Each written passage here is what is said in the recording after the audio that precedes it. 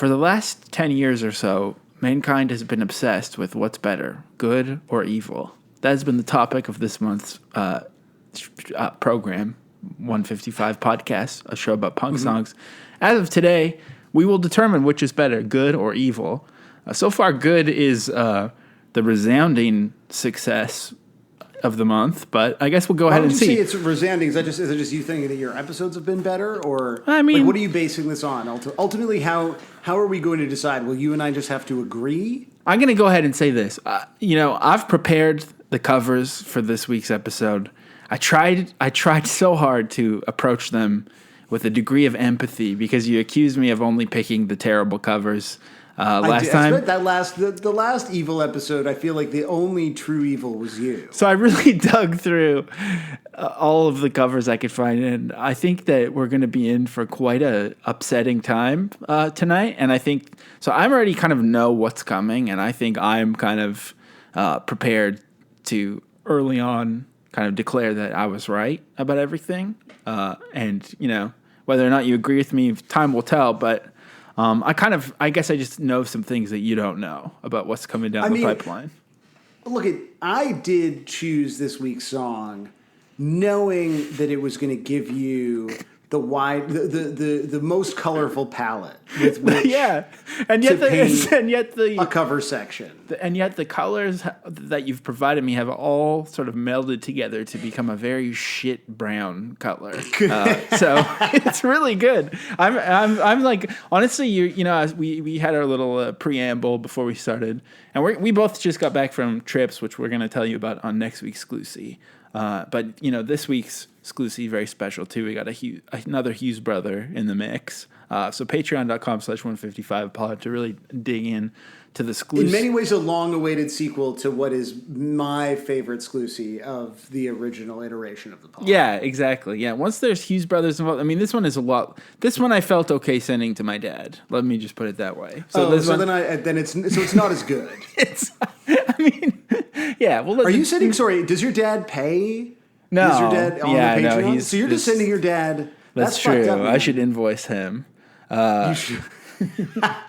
Definitely invoice your father. I forget where I was going with this, but you know what? I think I'm just right about everything, and you're wrong about everything. Is kind of where I'm sitting right now. That is your look at that. So you basically have already decided but good versus evil is not simply about good cover sections versus evil cover sections. I mean, good versus evil is a concept that extends beyond one part of the pod. That's true, but I'm saying that the cover, even if the covers are done well this week, there's an evil that permeates them all that is very unnerving. But we'll get into that in a second. Wait. If the covers in the evil section were good, wouldn't that mean that good was winning? Whereas the evil being so evil, to me, is simply doing its job. I think what I'm trying to say is, we were just talking about how we're both a little jet lagged right now, especially I think you have a few more hours on me, so we're both feeling kind of weird. A few more hours of lag, and I went deep into these covers, and they were so mortifying and so awful that I am feeling kind of like a teen giddiness about them and about this week's episode. Yeah, so I think it's exciting for me. So I agree, it is confusing to know. I mean, ultimately, good and bad is kind of the its own character on this show, so that's hard to parse as well. Yeah, I agree. That adds a level of complexity. So I guess we'll see.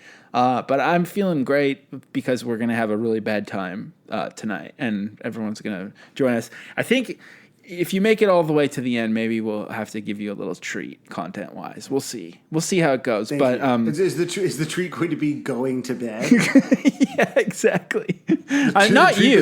Treat is I may rest. You're not getting a treat. I meant the listener. I mean, I think somewhere towards somewhere. But then they're just going to scrub. When you say you, I assume you're talking to me. No, you're not. Say you do not have you do not have an identity, and you're just one half of my brain, the half that I try to avoid, ignore. But anyways, let's do it. The voice inside your head. Let's get into the other important segment of the show, punk news. Punk news,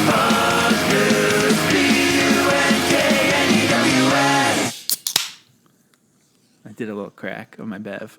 We don't have time to do a bit at the start. We got to get through this. So you want to go first or should I? I'll go first. I want to take a trip back to your hometown. You know, I was thinking... It's not my recently hometown. I know what city it is, hometown. and it's not my fucking hometown. Stop it. Born and raised... Nope, neither. Calgary, Ontario. You know, maybe we've talked about this, and forgive me because I am starting to feel truly troubled at this point. But I felt like I always, in the back of my head, thought that one way that I was cooler than you, at least, was that I lived in a better city. And I mean, I know you've got feelings about you kind of gave me that vibe before. You definitely gave off that impression. Because I have nothing else.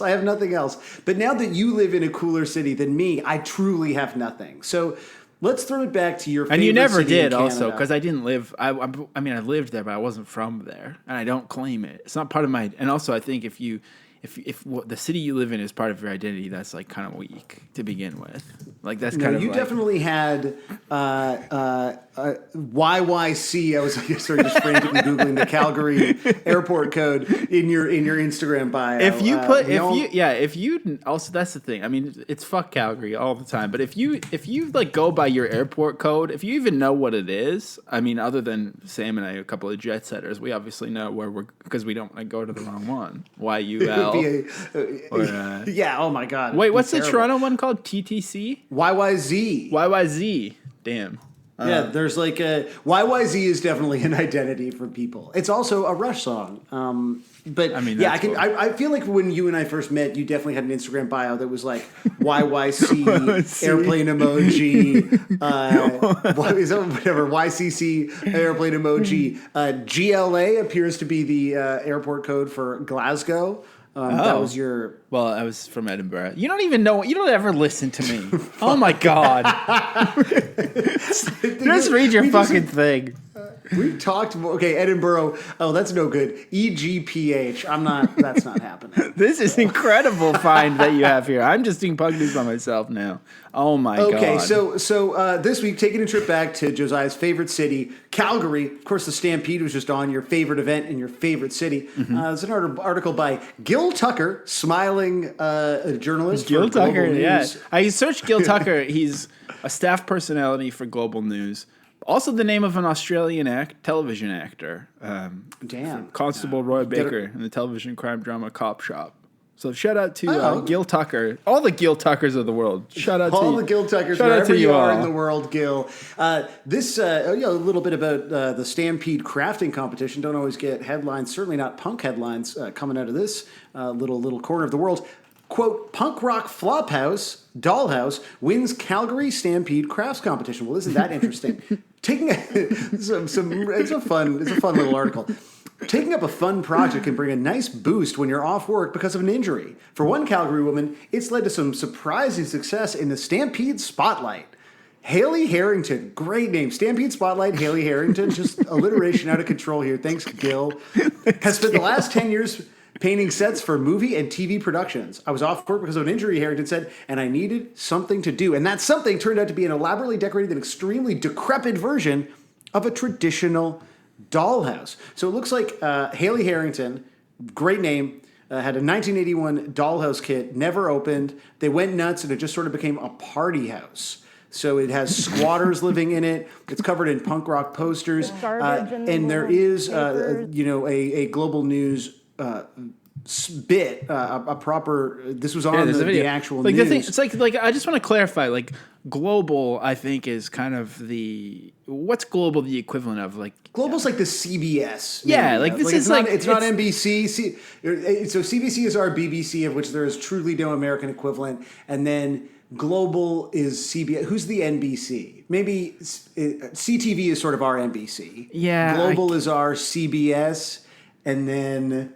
Either way, like this is like obviously, not the top rung, but it's definitely like this is legitimate news. Like this is the news. This is on the news. Canadian news. This isn't like cable, like your local, like silly cable network. It's like this is like on the news. Yeah, this was like real. Like your grandparents watch it. The news. I was like, which one's Global is owned by Chorus, of course, the company that still employs Alan Cross. Let's take a look at this news report from Global here in Calgary. Garbage and then little newspapers. A big mess on a small scale. The graffiti. All Haley Harrington's handiwork. Haley Harrington's handiwork. Haley Harrington's handiwork. And the Safeway bag in the tree. Way too high for anybody to get. Yeah, that you see that. So all is this the like a time. punk? Is this out actually the a inside. punk house, or is this more Wow. of Look at the water Calgarians' damage. favorite pastime of just shitting on impoverished people? It's kind of hard to say. I can't. It's got little posters in it, and the posters look to be okay. So there's Black Sabbath, Oh, Circle Jerks. Led Zeppelin, Misfits. yeah, the Cult. Fear. I feel like I saw another photo. Water Maybe let's damage. keep Yeah, watching where even there was on like an the ceiling. agnostic front Gross. poster. So I don't know that this. Opens I don't know if and Haley Harrington leftovers is. from There's a raw Ramones food, poster. 1982. It looks Okay, like honestly though, as much as I want to shit on Calgary and shit on this is so fucking cool. I love this so much, and I love I love miniatures and dollhouses too. I wish I had a the dollhouse Hugheses so love bad. miniatures. We do. Yeah. That's true. That's a thing about Sarah and I. Creating it using a lot of the skills she's developed over the past 10 years. Gil, painting listen to that sets, confidence movie that and Gil TV has. No production. wonder Sonorous. millions of worked, people trust him. because of an injury, and I just needed something to do. 5 months later, this is where it lands. So she worked on Punk film rock and TV. block Let's house, see. Some squatters living Haley in there. Harrington. Oh yeah, you're Let's gonna look her check up on her. IMDb. Yeah. Sorry, are there like needles and stuff? Yeah. Block Yeah. house, some squat. Yeah. There's course. definitely like Of course it Wow. would win also. Yeah, like spoon needles, a little bit of aluminum foil here. There's Suggested my- Haley entered in the annual crafts competition at the Stampede, up against all the more traditional entries. Quilts and You know, one of my favorite things about Calgary, like this kind of plays into that, is I've long been blocked by like I'm trying to think what's the Toronto equivalent or other cities, like, you know, when there's like one Crack Max. yeah, of one like Twitter personality that becomes like the place where you go if you want to see like why there was a street closed or whatever, like you know. Yeah, ours is Blog TO. I mean, it's Okay, it's, yeah. It's So there's this guy called Crack Terrible. Max who like started the account because there was a lot of people struggling with addiction who frequented this one Max, and he would film them. He basically would film and upload bum fights to Reddit, and it's so fucked up. And then it like he got so popular where like Mayor Nenshi was retweeting him all the time, and he was still called Crack Max. And you know, I would always be like, why don't you just change the name? I think I've talked about this on here before. Anyways, recently he did finally, you know, years and years later, after everyone criticizing him and him really not taking the criticism well, he finally changed the name, announced a press release, and people were praising him for his final willingness to admit his faults and his humility. Aw, well, that's good. And he That's a changed redemption story for Crack Max. Well, he changed the name to CM Calgary. So okay. also, it's not even called Okay. Max anymore. It's what is it called again?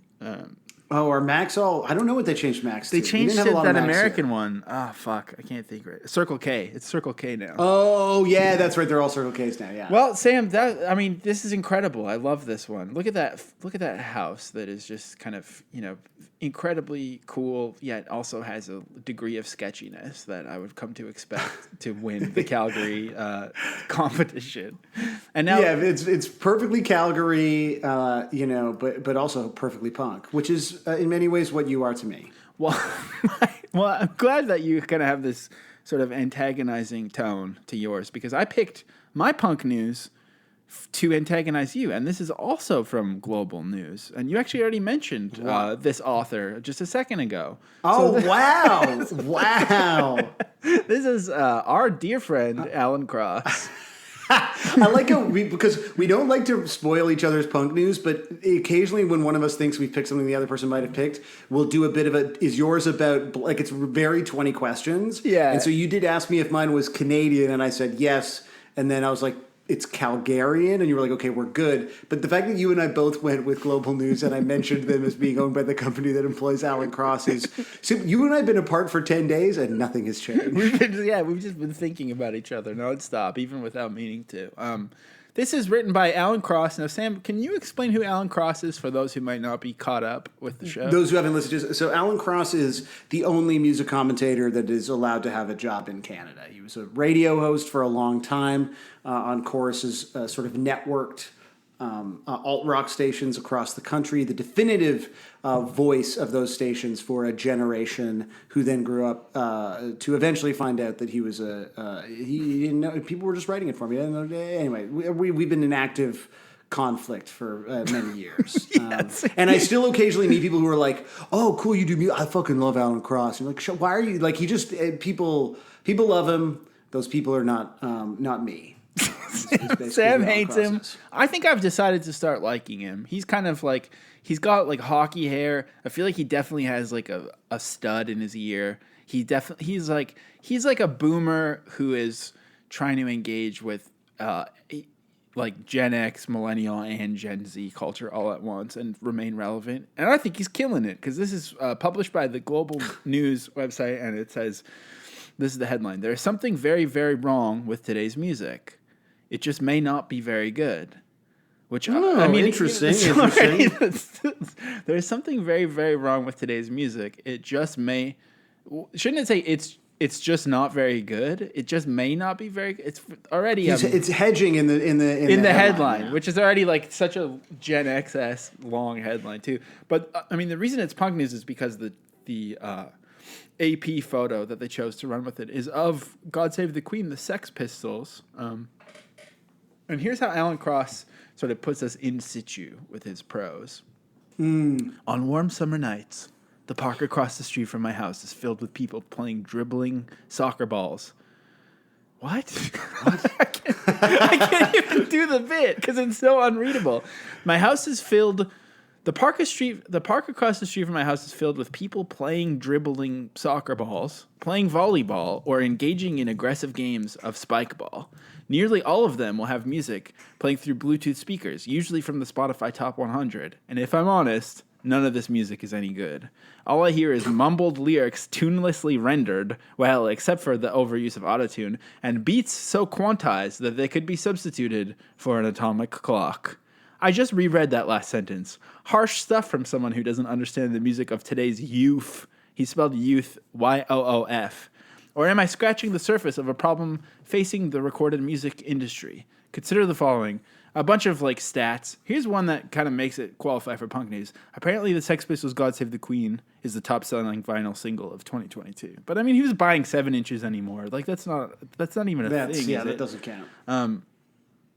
Older music is certainly having a moment this summer, and much of this interest is not being driven by nostalgic oldsters, but by the same kids playing spike ball across the street. So, I mean, What? He goes on. There's a lot of amazing prose. He starts talking about like TikTok songs that are having surprising TikTok moments. But I mean, this is a guy that Sam loves. Once again, getting a very high-profile piece published. This is so long. Based on just no one not edit leaving, this? just based on not leaving. He didn't even leave his house. He's just talking about some kids playing spike ball. This is inspired He's by obsessed spike with these ball. children. He's just an old man creepily staring out his window at some children playing.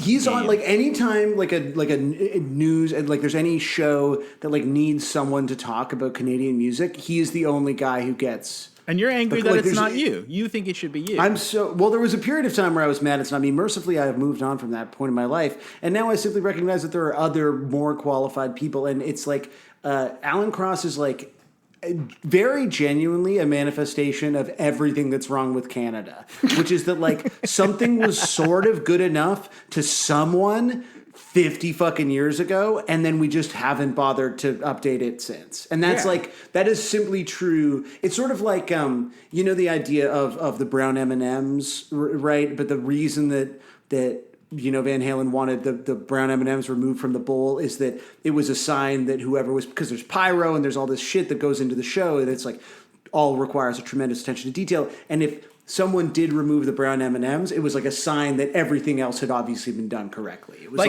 going to the brown M&Ms thing anecdotally and knowing all the facts and minutia of it is like that's some Alan Cross shit right there. So Sam, I know. Listen, I'm just. Sam's jealous, the Alan Cross of the amazing. pod, and I'm the Eric Alper, and this has been Punk News.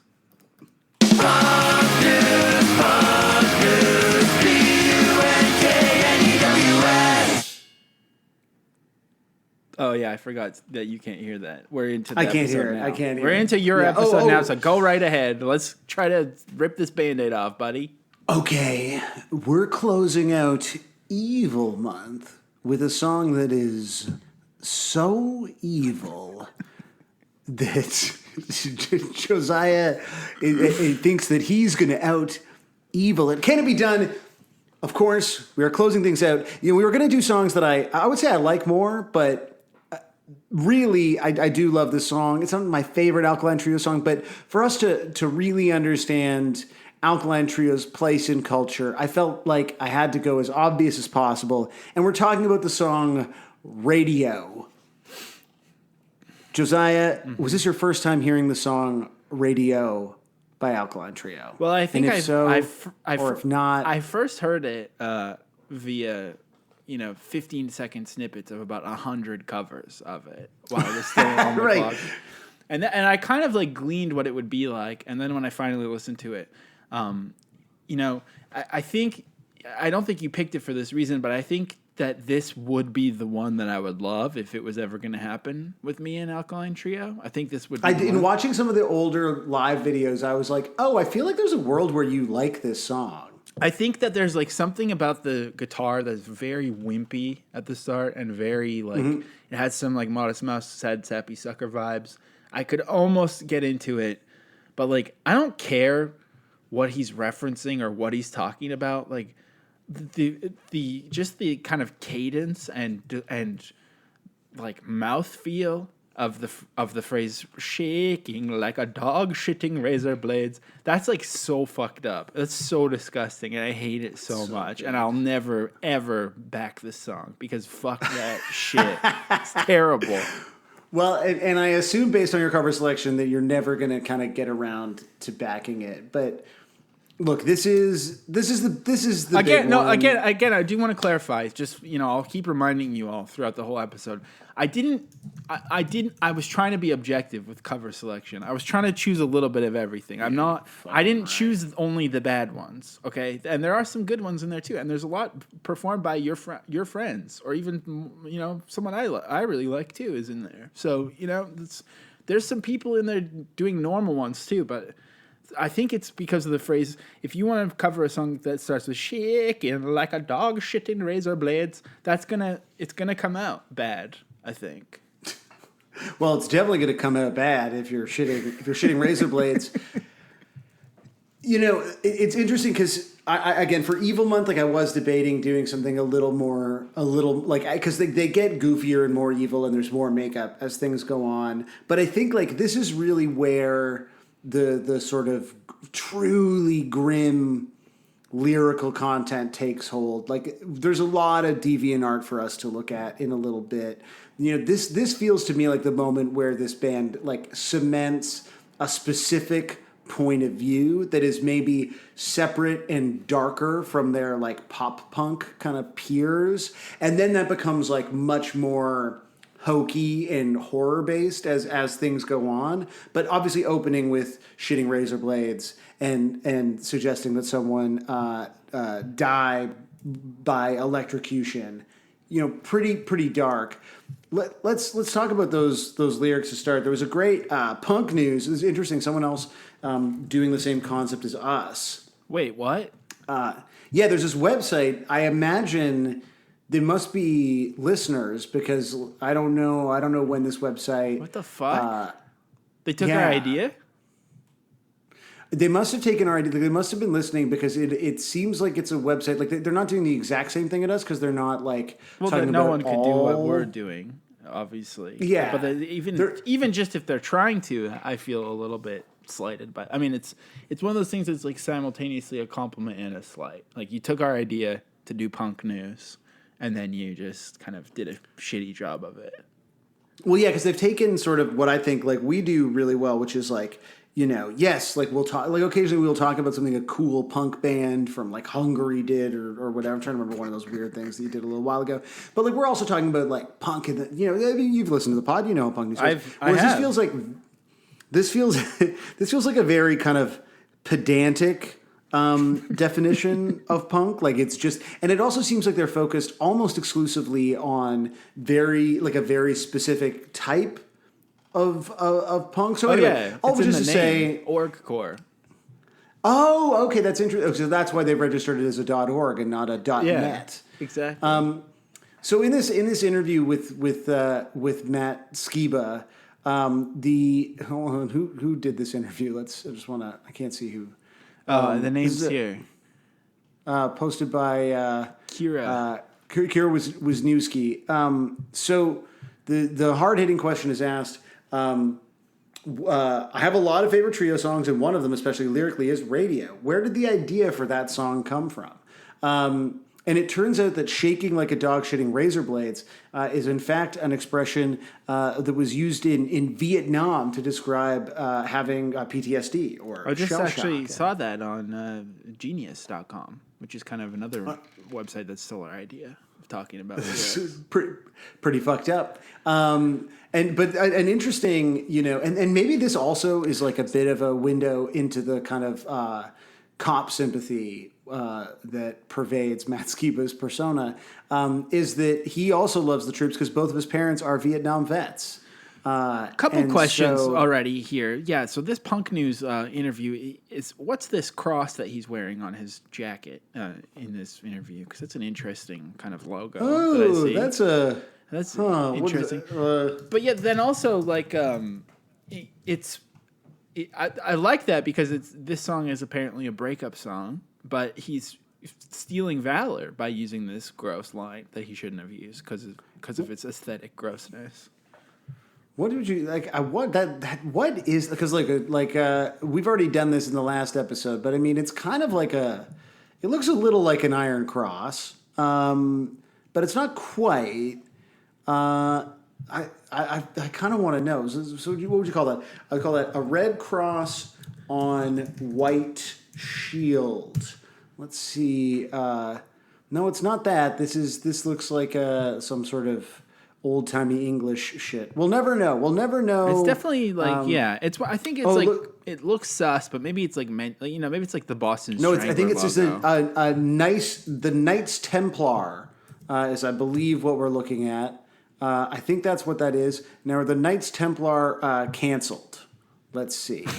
No, Knights Templar looks like their allegiance, according to Wikipedia, was to the Pope. So that's interesting. That's very interesting.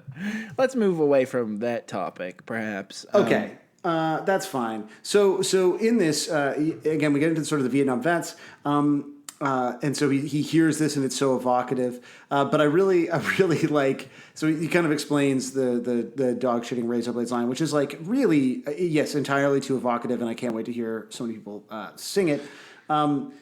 But the story also goes that you hope somebody's listening to your radio and it's plugged in next to the bathtub so it electrocutes them. It never goes so far as to say, I hope it happens. It's just there next to the water you're in. So it's not quite like wishing death upon someone, but maybe thinking about it a little bit. That's nuanced. It is super nuanced, yeah. I feel like it's, while we're talking about like kind of low-key neocons in punk, I do feel like, to me, the funniest example of this, and what I think is really a great song, but I haven't listened to it in a long time, and maybe I'm gonna have to delete this part of the episode. But My Girlfriend's Dead by the Vandals. I always thought that was such a funny song, and it's like such a sick tune too. But like being like, what happened to your girlfriend, and just being like she's dead instead of admitting that she dumped you. That's kind of a similar theme, but funnier, and not talking about dogs shitting razor blades. So how do you feel about the the chorus? So the verse bothers you. I also just I think there's just a certain sort of way of speaking that they choose.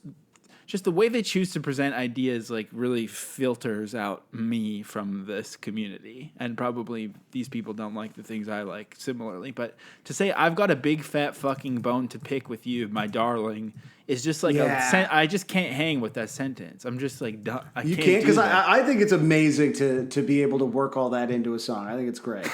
I know you do, and that's kind of why we still go together so well, like lemon and lime. You know, Like lemon and lime, man, things haven't changed.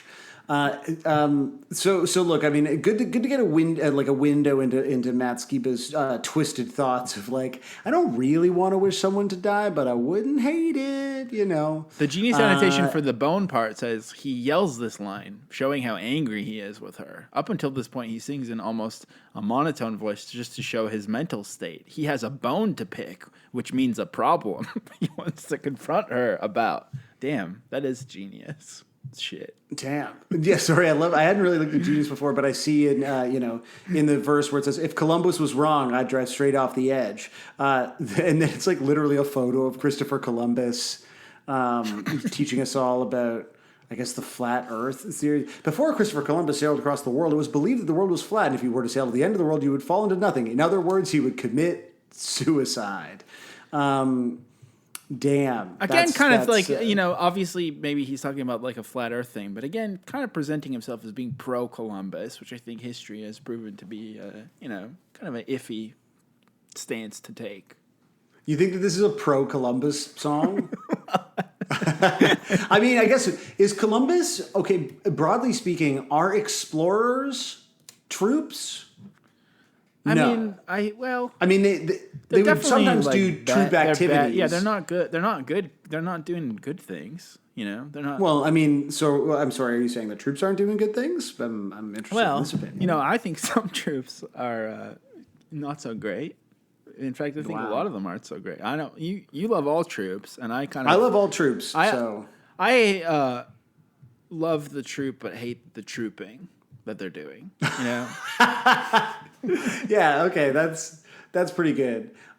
This song also has some classic. I feel like I think this was in Private Eye as well. There's a lot about just like smoking too much ciggies and weed or whatever. So like you really get everything that you need here in terms of. I feel like an these Alkaline lyrics Trio they song. always feel like a first draft where it's like, okay, now just take out like 75% of the words and just pare it down. What are you trying to say here? Just like let's chill out a bit. And I do kind of, I obviously love some quiet, loud, quiet dynamics, but yes. it really grosses me out in this song a lot. I'm going to be honest. So wait, but first though, like, do you not think that leaving the coal, calling the kettle black and orange and red, this kettle is seeing red? You don't like that? You don't think that's good? So much. So, oh my God, the genie's annotation. This is a play It's on the a phrase lot, the yeah. pot calling the kettle black. It is just another way of calling someone a hypocrite. Orange and red are used often in the song and seem to represent feelings associated with the person telling us the story. Orange seems to represent hope and the idea of something better. That goes with the horizon imagery, someone painted below for a later line. Red could be a weird one in this song. The tone of the first verse initially suggests that it's an overwhelming sadness. Or what the fuck am I reading here? I know. This People is have really gone to insane. town annotating this, eh? The line leaving the coal, calling the metal black must also piss him off to no end because he knows if he calls her out on it, he's in the same boat.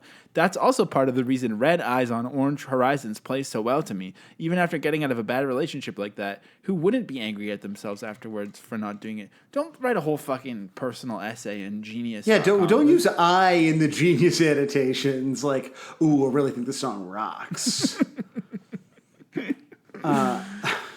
Man. So big. Oh man, sorry. Did you actually click on the "I wish you would take my radio to bathe with you" annotation? No. Because it's got a pretty great photo. Somebody in a bathtub wearing like scuba goggles, holding like an old school kind of CD player, but like not super old school, like 90s kind of boombox situation. Although it looks like in this photo the plug is also in the bathtub, so I don't think this is an effective way. I don't even think this photo was meant to like in like give the impression of that. I think it's more like no, it's just a funny it's just take. like a chill, yeah, because the person in the bath is wearing like some comical, I guess, ski goggles too. This just seems like it's a that's what those vibey are, profile picture that someone made. Yeah, totally. If I saw this photo, I'd think cool photo. Yeah. and I just did. So I think it's you're already happened. chilling. You're probably listening to like Junior Senior on that CD player or something. Totally. And so the third verse, we just get a repetition of the first verse. And this is like, to me, structurally, I mean, you talk like obviously in general, the song is quiet, loud, but a defining characteristic of the best Alkaline Trio songs, right? Like my personal favorite Alkaline Trio song is Armageddon, but there were not going to be enough terrible covers of that. And that is similarly a song that has a first verse that is repeated as the third verse, but just up the fucking octave. And like, I love the like low shake. I was doing it initially when you and I got on the call, and I couldn't hear you. Just yeah, I heard my it. Loungy skeebs, and then you get the like high skeebs. And look, we talked about this before. We talked about Blink songs. I feel like there is very genuinely like no one operating in this genre who has more character in both extremes of their range. Like I just don't know any vocalist in a pop punk band who has this like really cool like that sort of like goofy kind of gothy caricature sound singing low, and then also this like really like still like not just yelping, like it isn't just screaming, like there's so much character in the voice. I agree. And it's fucking crazy, and that to me is like that is the reason why this song I think is, in addition to like the guitar riff is like so fucking sick. Maybe I should try to play it right. It kind of sounds like Lifehouse to me, this song. Like, yeah, totally. At first I thought, it has Creed vibes, but I think it really is more resting in a hanging by a moment kind of vibe for some reason. Yes. I don't love his vocals on it, but I think it's more to do with the production. And I think his vocals, I agree. I think his voice is really cool. I'll give him that. But I think that it works better on like a more traditional pop punk songs, but doing this kind of like pared down indie rock with these kind of vocals, it's like pretty cringe, pretty fast for me. I'm sorry. Yeah, to me, I mean, I guess that's fine. I mean, this to me feels, hilariously like very era specific, like emo. Like this feels like something from an emo diaries compilation. In the best possible way. And it's funny because I really feel like in general, like we do get like the fucking Alkaline Trio slow jams all pretty much fucking bang. Like up to shit like Sadie. Oh my God. You don't know what I'm talking about, but just I don't. Yeah, very, very good. Over and out. They just keep coming, the hits. But this is like also becomes the blueprint for those, like a lot of Alkaline Trio songs. There's like one in every record that's just like and I do love it, and it makes me miss my Deep Elm compilations so much. How do you feel about the guitar riff itself? I think it's like I like it, but I also just feel like it feels pretty stock, like all of these guitar riffs do. I think it's cool, but it's also like it just feels like he just sat down and did it on the spot. In a like not cool way. Like just when you think about like, for example, Tom DeLonge. And also the other thing is I was almost going to bring it up in punk news, but that would be too on the nose. But like Good and Evil Month has basically cursed Matt Skiba because it seems like he's out of Blink-182 now. I don't know if you saw this. I know, we fucked up his whole life. We did. I'm sorry. Honestly, Matt Skiba, I don't love your tunes or your Instagram or really you, but I'm sorry for fucking you over because I hope you need those checks more than Tom does. But for those who don't know, Matt Skiba was saying on Instagram that he has no idea if he's in Blink or not, which is also like a nice reminder of just how shitty they are to other people that they work with. I mean, like, oh my God, like just I don't know if I'm in this band. It's so fucking weird. They're just like such assholes to everyone. It's pretty terrible. It makes me feel bad for Matt Skiba. You know who else probably feels bad for Matt Skiba is all of these artists. Now there is a lot of DeviantArt using rate because this is like perfect time. Like this comes out again. It's on the second album. Maybe I'll Catch Fire 2000, and it's just like my pure kind of like MySpace live journal bait. So let's take a look at. It's been a while since we've been able to look at DeviantArt. I mean, I think we did it during MC Arch, but like, this is some premium stuff. This person, Trio Doodles, has done a lot of Trio Doodles, as the name suggests. I like this one. It looks like a Christmas card, kind of. Yeah, totally. It's quite beautiful. They've got while you're taking your time with apologies, there's a skeleton sort of burying their own head in snow. in the snow. That's interesting. And then outside, and then inside of the house, there's another skeleton. I'm making my plans for revenge. They've got a kettle brewing with the Alkaline Trio logo and on then it. the stereo is like blasting out music that is also fire, which is keeping warm from the tunes. The warmth of the tunes is keeping that skeleton alive. I like this one because it's very abstract. They've really, Rochelle here, the artist, has really taken it into her own realm and done something special. And now this one's pretty literal. Someone posted this. It's a radio, and then they both surrounded by kind of water in a spooky way. They've got the Alkaline. It's like an old timey radio with the Alkaline Trio logo on it. And then they went and also got that tattooed. So there is no shortage. Wow. Look at Alkaline Trio tattoos. Sort of one of those things that's just like out in these streets. The logo, quite fucking sick. Designed by, bad. I don't know the last. I hate the logo so much. Yeah. Heather Gable designed the logo, and it's fucking awesome. So yeah, here, this is, we could just look at tattoos. I feel like that kind of all day. old-timey radio, if you dropped it in the bath, it would probably just make a little like sound, but nothing would happen. Yeah, I don't think anything really bad would happen to you. I can't really tell what this is. So this is another piece of Alkaline Trio radio art. It looks like it's.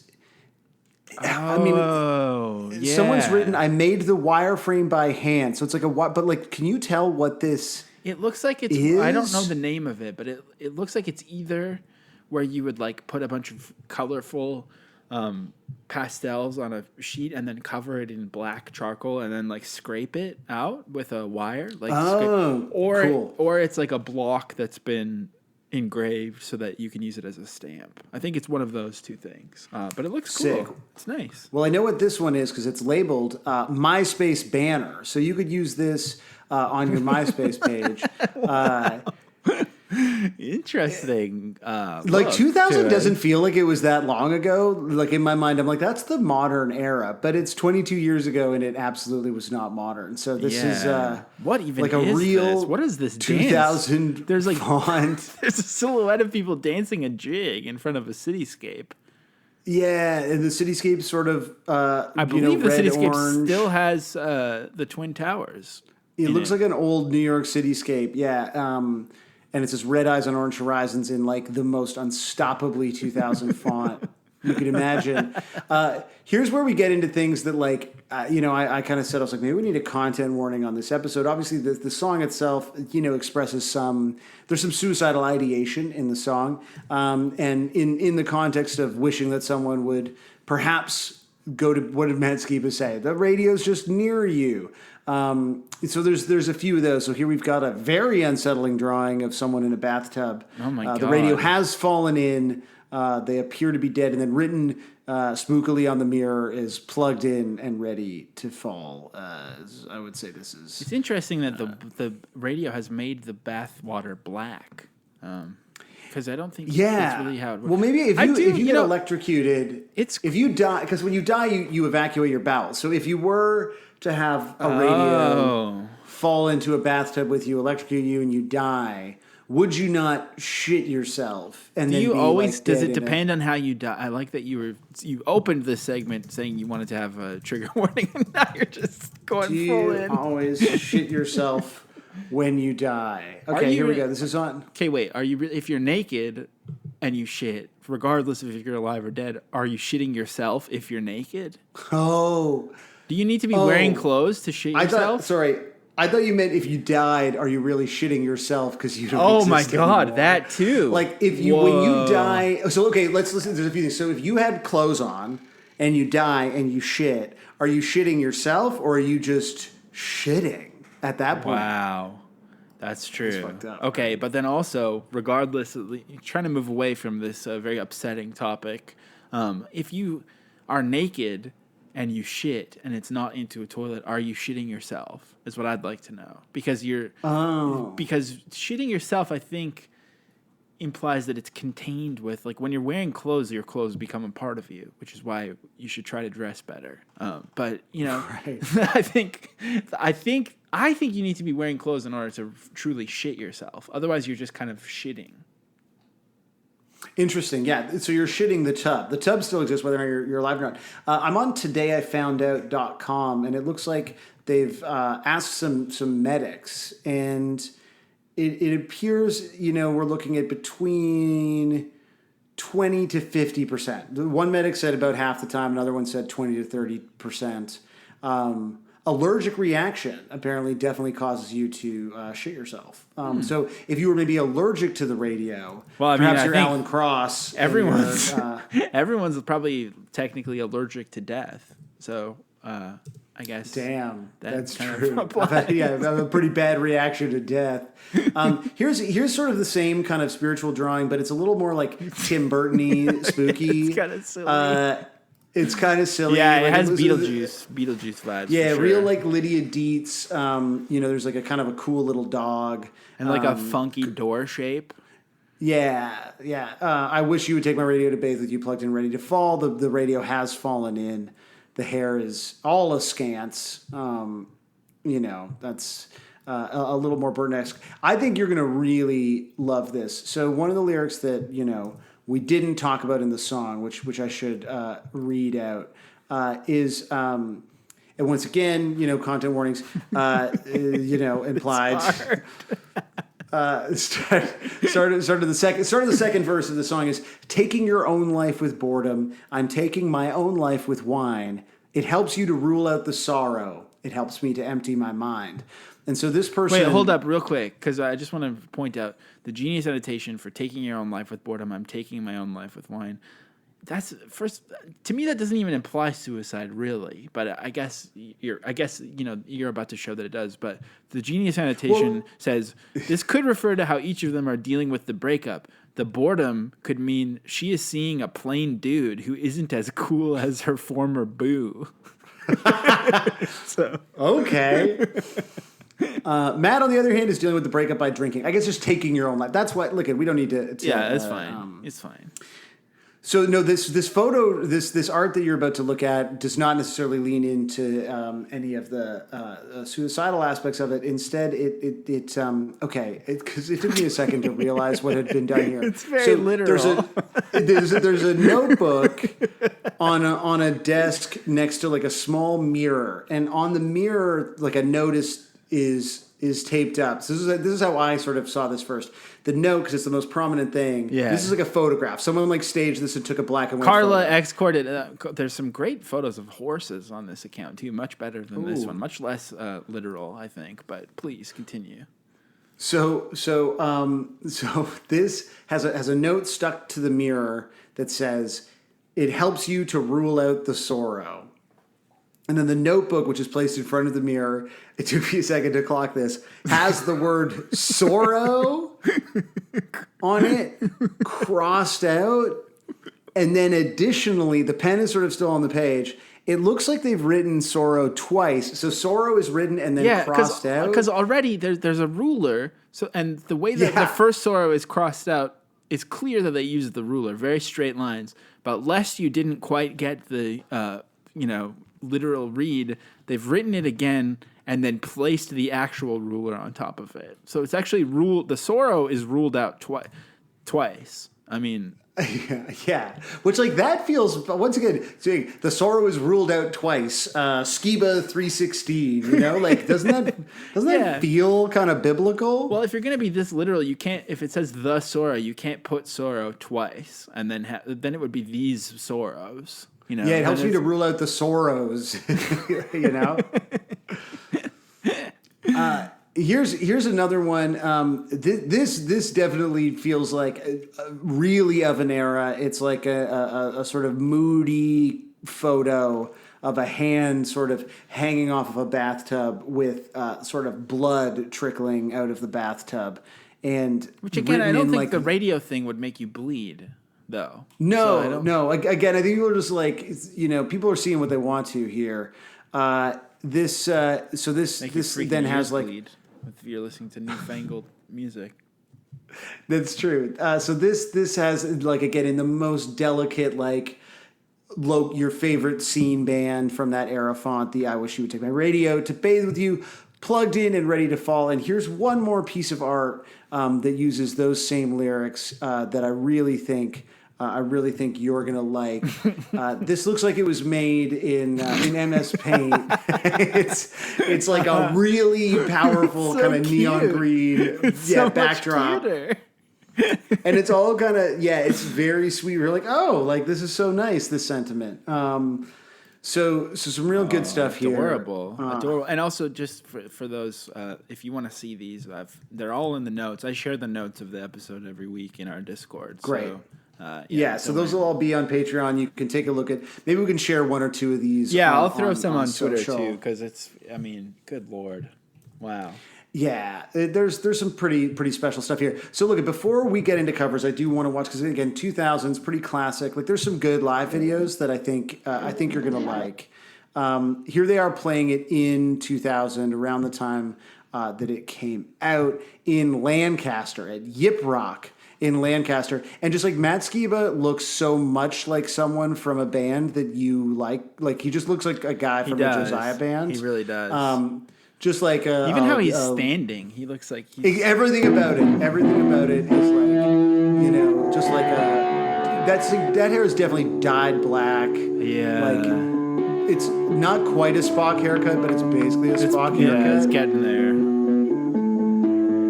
Like, but what a cool fucking guy! Like when you just watch this, does this make you feel like maybe? Yeah, I like it up until I like it a lot up until. I mean, this is just like, I'm in on a moment here with... I know, but those songs fucking rock. I know they do.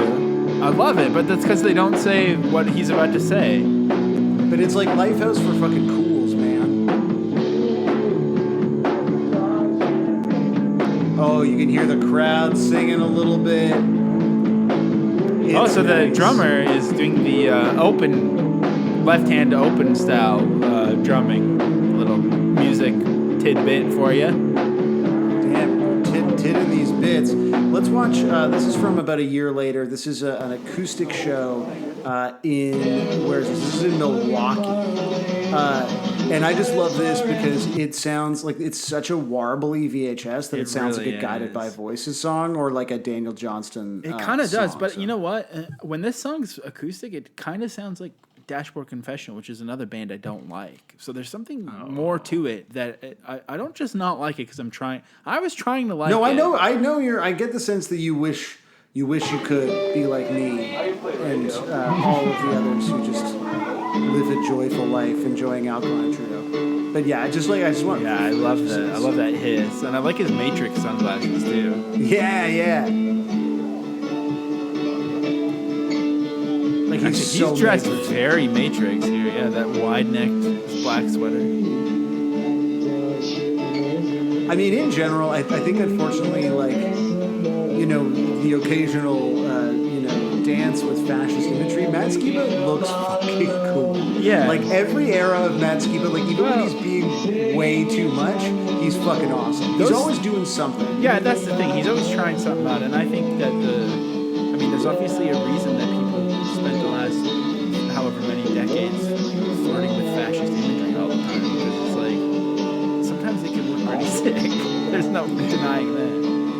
You know what? If they got one thing right, it was the vibes. Now, speaking of flirting with weird vibes, I don't understand any content of this. There's like 1,000 views on this. No one explains it. This is them playing it in Sacramento in 2001 with a little, I don't really want to spoil it, but there's a very special surprise guest appearance here. Oh my God. Do you know who this guy is, or just it's the instrument that's a nice surprise? It's simply the instrument that's a nice surprise. Although now I'm like wondering, because so it must be someone. So wait, he just said who he is. One sec. Oh, this is my friend Steve. This is my friend Steve. It's Well, Steve. so okay, this is you can see the banner in the background. I can now see says "Plea for Peace." That's like the Asian Man Records charity. This record was on Asian Man, so it's got to be someone in one of these Asian Man ska bands or whatever. Right. So hold on, I'm looking up Steve Ska now. Let's see if that. Honestly, I watched this for like 2 seconds, and he makes that sax fucking work. So while I try to figure out who Steve Scott is, Yeah, let's get saxy.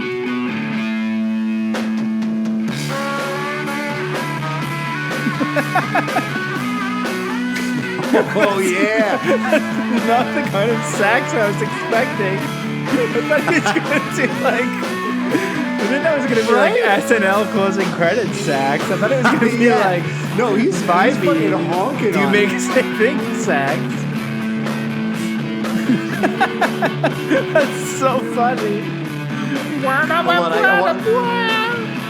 I want to see when it comes back because it is. Yeah. It's very like He came in right so before- hot. yeah, it's.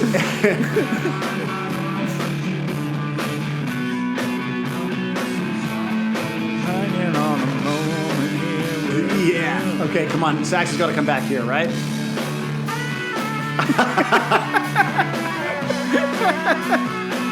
Yes! Like, Steve-O loves it too. It's like so not. It doesn't fit this is okay, I love this version of the song a lot. Yeah, it's My friend Steve.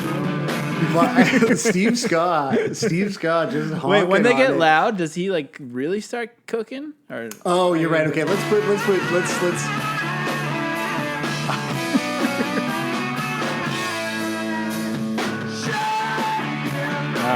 he just starts singing along. What a loser. But I wonder Come if on, like because there's an outro. Let's Okay, let's give let's Steve- see this. Yeah. he's singing. There we go.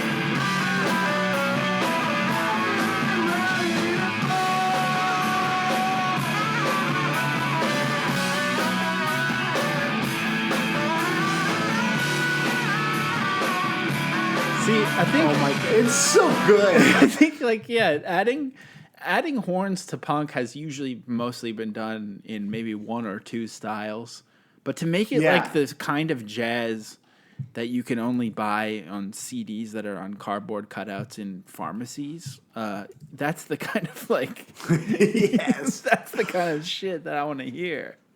Yeah, it rocks. So like I will say the one thing that's great about a song like this, because this is one of those like this is like a song where I think even if you were like casually into bands that even sound like Alkaline Trio, like you just know this song. Like I know this is not for you, but I do think there's like if you I get the sense that on a website like punknews.org, this might be just like one of Right. the songs that you just know. And so like those songs are sick because they create these kinds of like just a communal language, right? Like a shared kind of understanding of how sick Alkaline Trio is. And so I was looking to see if there's anything on Reddit, and I saw this. Somebody posted a comment saying that, and this was a 10-year-old comment, but they saw him at the Troubadour, and this user, Clown13, clown spelled with a K, Clown13 asked, I asked him to play this song, so he asked me if I know how to play it. Long story short, he handed me his acoustic and brought up a couple of other people to play the song for him while he stood in the front row singing along with us. So clearly he was like, I don't want to fucking play that song. This guy came up and like was like, hey, are you going to play it? And he was like, why don't you play it? And it actually ends up, it's kind of like, you're going to hate it, but again, I just think like, if you were to come see, this looks like a Matt Skiba solo show, and then I do like that he's always goofing around. Your name Kyle? I was like, your parents are assholes, dude. You're way too pretty to be called Kyle. no, he's a jokey guy. So But also he seems like he's pretty wasted. You play guitar. And basically he just like starts, Do you have a drummer? like he's just like, okay, this guy, like he's just literally like pulling people out and giving them instruments. Eastbound down. Are you fucking kidding me? Dude, that is not that. Like some people go to church, some people watch Eastbound. Wait, is that? I go to church. Did he just? What is he saying about Eastbound and Down? In this? Okay, let's because there's a guy who comes on stage and he's like, "Wait, you write for Eastbound and Down?" Okay, so there's a guy it's this guy talking to him. Yo, this guy writes Eastbound and Down. Are you fucking kidding me? Dude, that is like some people go to church, some people watch Eastbound. That's Okay, so that is definitely Harris. I was like Googling this. That's definitely Harris Whittles, right? it is. That is fucking sick. I really want to know the context because you can see him. He's not trying to like whatever, but he's like talking to him, and so it's not like he's like, "Hey man, I write for this show," but like, what is the context that Harris Whittles is my on stage God. and about to perform? That's fucking crazy. Hold on. We need to Like, so it's Harris Whittles is on stage about to perform radio. What the fuck? It looks like they must have become friends. Okay, so here's what's crazy. Well, hang on. They Prior to that, he says that Matt Skiba did the monologue at UCB for ASCAT. That was in June 22nd, 2014. And then no, but this is 10 years ago. So they must have become friends at this show. No, I'm saying he tweeted about it October 11th. Someone posted this 10 years ago, but he tweeted about it on October 11th. Harris Twiddles tweeted, "Dreams come true, kids. My band opens for Alkaline." Now I'm even more confused. Wait, okay, so I get what you're saying. You're saying that they became friends at this night, and then Matt Skiba went to UCB, and then after that, Harris's band opened for Alkaline Trio at the Troubadour in 2014. Yeah. Like, That is literally, so cool. He's tweeted about being the biggest Alkaline Trio fan in the world. But yeah, so clearly after this, because this is from 10 years ago, they must have become friends, and Skiba ended up doing UCB, like stoked to do ASCAT tonight at UCB with the homie Matt Skiba of Alkaline Trio. Will be doing guest monologues, and his band opened up for Alkaline Trio with the Troubadour. This is fucking sick. I don't know if there's anything in the comments about that being Harris Whittles. That's so cool. Oh my God. We're going to have to talk about that with our guest, who's also a huge Harris Whittles fan. Let's put a pin in this one, because that blows my mind. Oh my God. That's so cool. Oh, wow. Okay, so apparently, someone did say that Harris talked about this on a podcast. And then there's at least one comment that's like, Harris, and then like, long live Harris Whittles. So oh my God. That's fucking awesome. For people who don't know Harris Whittles, he's a like writer one of the funniest people ever. Like even one of the greats. Like some of truly the one shit of the that he greats. wrote for, I feel like like Parks and Rec is kind of like it has not aged that great. But even Harris Whittles would always talk about how like comedy didn't always. It's not meant to age well. Really, it's funny and then it's not. I mean, Harris Whittles was definitely like an oracle of comedy. Yes, and also absolutely. From looking at this, also was like a huge Captain Jazz fan and stuff. Imagine if we could have had Harris Whittles on the pod. That would have been so cool. Hell yeah. What a king. Oh man, that's so amazing. I'm stoked that we clocked that. That really like makes this video sort of very sweet and magic. So let's watch a little bit of Harris Whittles and like 30 strangers play radio while Matt Skiba is in the audience. I love that this is clearly the inception point. That's so sick. How about this? We can switch off drummer. I don't want to pull some like hot guy. So does Harris Whittles play We drums? need another guitar player. You know it? Or is he just singing in this? This is so You sick. have to know it. Yeah, Okay, so look, you get it. Oh, Harris just chilling in the back. So he sort of pulls the band together, gets all these people on stage. It's not like Candy. Like, I mean, it's honestly, other than Harris Whittles being in it, it's an unbearable video. well, you're gonna love this. Right?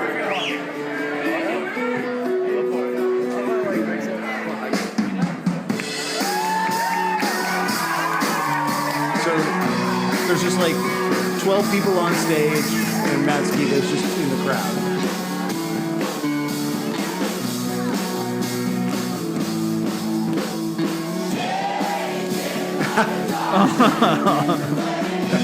This is some Sammy shit. Where did Harris go? I don't know. It's falling apart a little bit.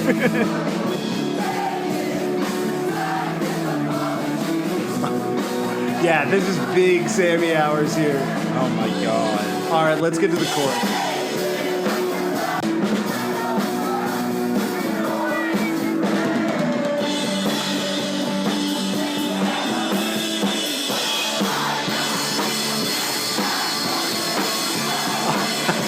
The video is mostly of the drummer now. The drummer low-key looks like Dimitri Martin. Yeah, it What if it probably was is. just all comedy guys? For sure.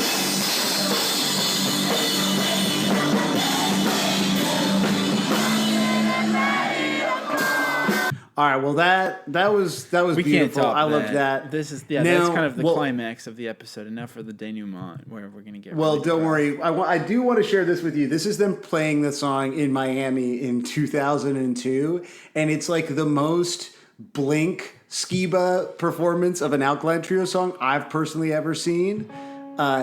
There's some times where the camera pans to show the crowd. Actually, really didn't lose a lot of it. Wait, so this and green I- guitar that he has, like I thought that he got for Blink, but they probably didn't even give him like a budget to get new gear.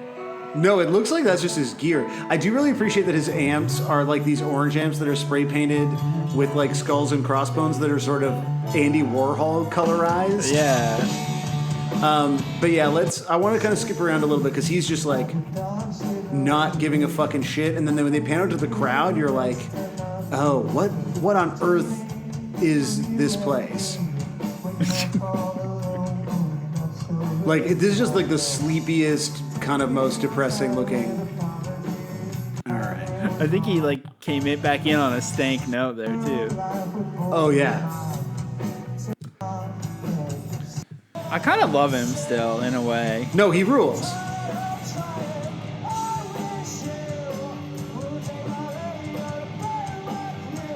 This is really depressing though. No, wait, I hope they... Okay, they've got to do a pan here soon because it's like... Oh, this is where it goes to shit. He kind of throws out his... And then it just falls apart.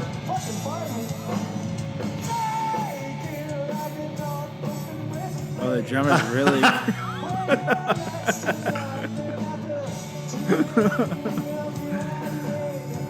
Oh my god. Like, he's just not even trying. Yeah.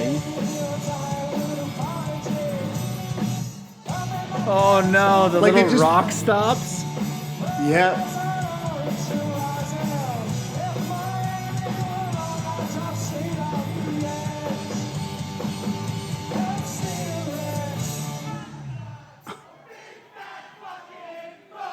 Like, what is this? What is this show? Yeah, it's like this world's smallest amphitheater show. Yeah. Like, it looks like it's outside of the city hall or something.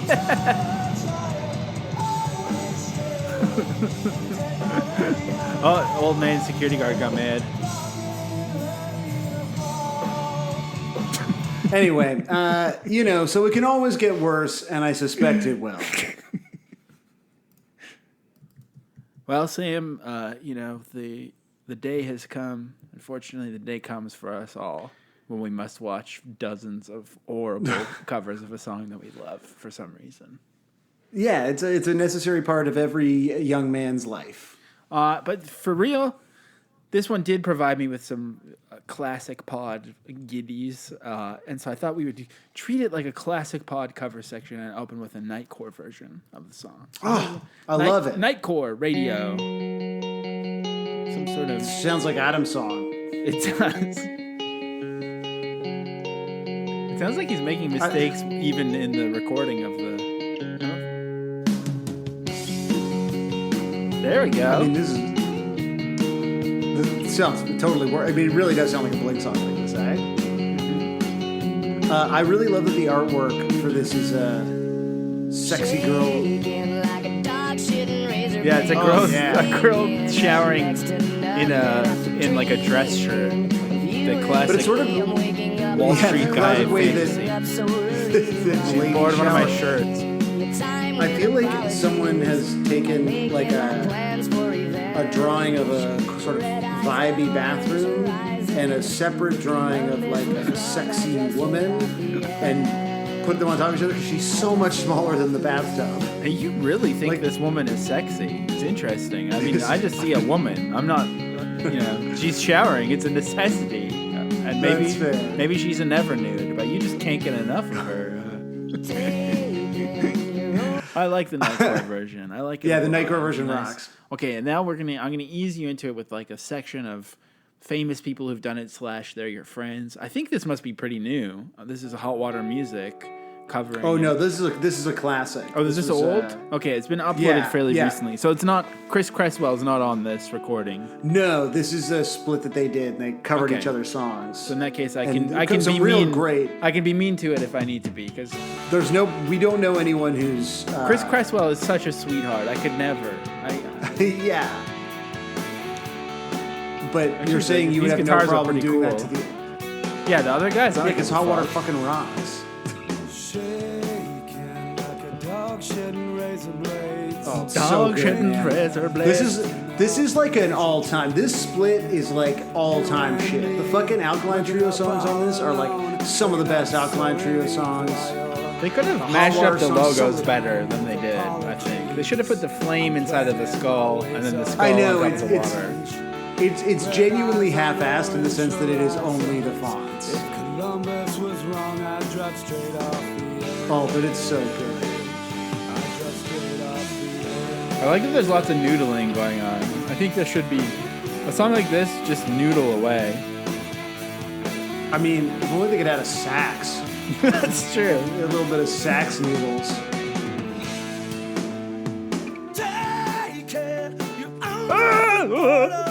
Yeah! Oh, it's the stuff. All right, well that's Fuck yes. whom Fuck yeah, as I call man. them whom.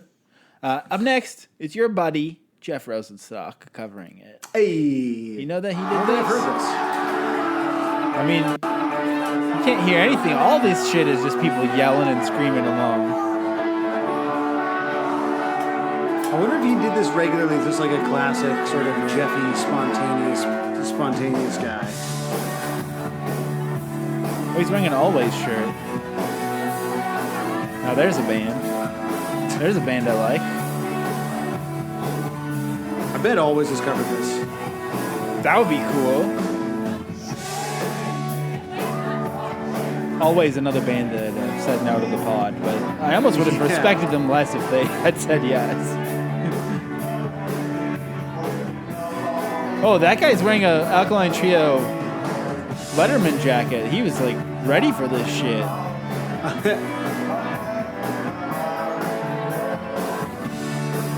This is uploaded in 2015. This is great.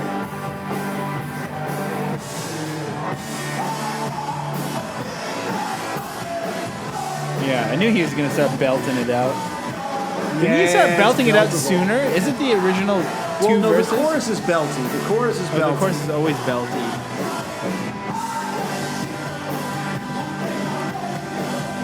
Because he has a sax Right. sometimes, doesn't he? Or horns? Is he? Oh yeah, he honks he's on that horny. thing. Why isn't there horns Yeah. on this one? Why? There should, yeah. We just need Steve to. We need a. There's so much to invent an need app where you can Ska add Steve. Steve into any song. Because I think he's sure. because he's just playing his own Turn thing up the anyway. Steve. Give it a Steve solo in every key so that you can put it on any song you want. Is my app idea. That's the dream. That's the dream. So I feel like this next band might have been in that God Awful Fest documentary that you made me watch. Maybe. And then I feel like you also were like, oh, we played a show with these guys. But then also right now you said you can't remember who they are. So maybe Yeah. maybe you're just I don't- revealing how much of a prick you really are, or maybe this is not the right band. Maybe I'm thinking of someone else. But There's Dead Letter Department. It's got 8 songs on if you want to buy that. they're from British. They're called Point of the Santa Suit later. Dead Letters. This is the song we're about to do as a cover, and then but everything else we did was our own. So this song's called Radio. I bet you in Britain they call them like Alkaline Trio. Oh yeah. Bro, tune your fucking guitar.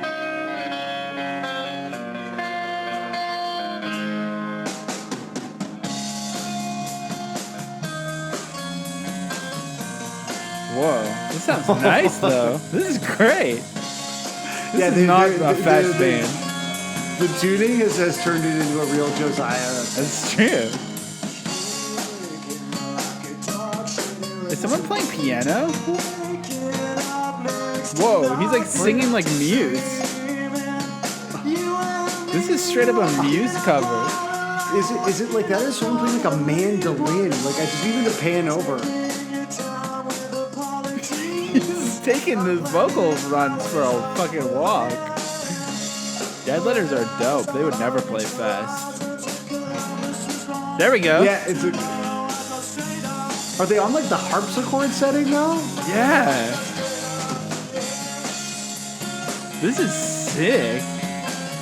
Okay, now I like the song. Now that it's like this tweet and they're playing in like a school gymnasium. Oh, and he just tuned. He figured it out. Oh, he read my tried. mind. Man, when you can like fix a slightly out of tune string without stopping playing, that's fucking dope.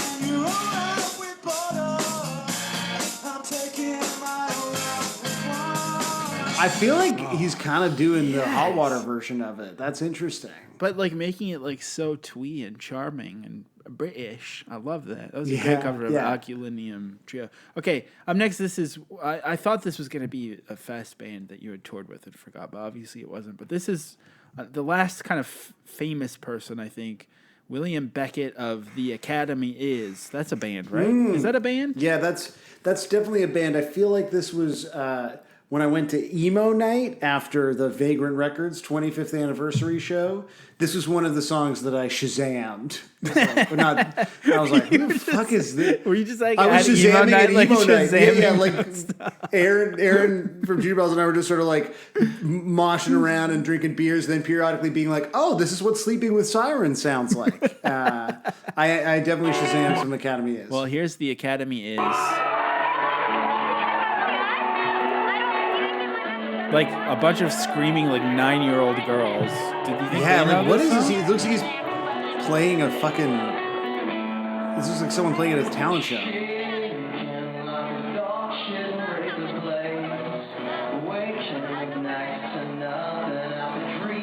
What's this guy's deal? Personal life.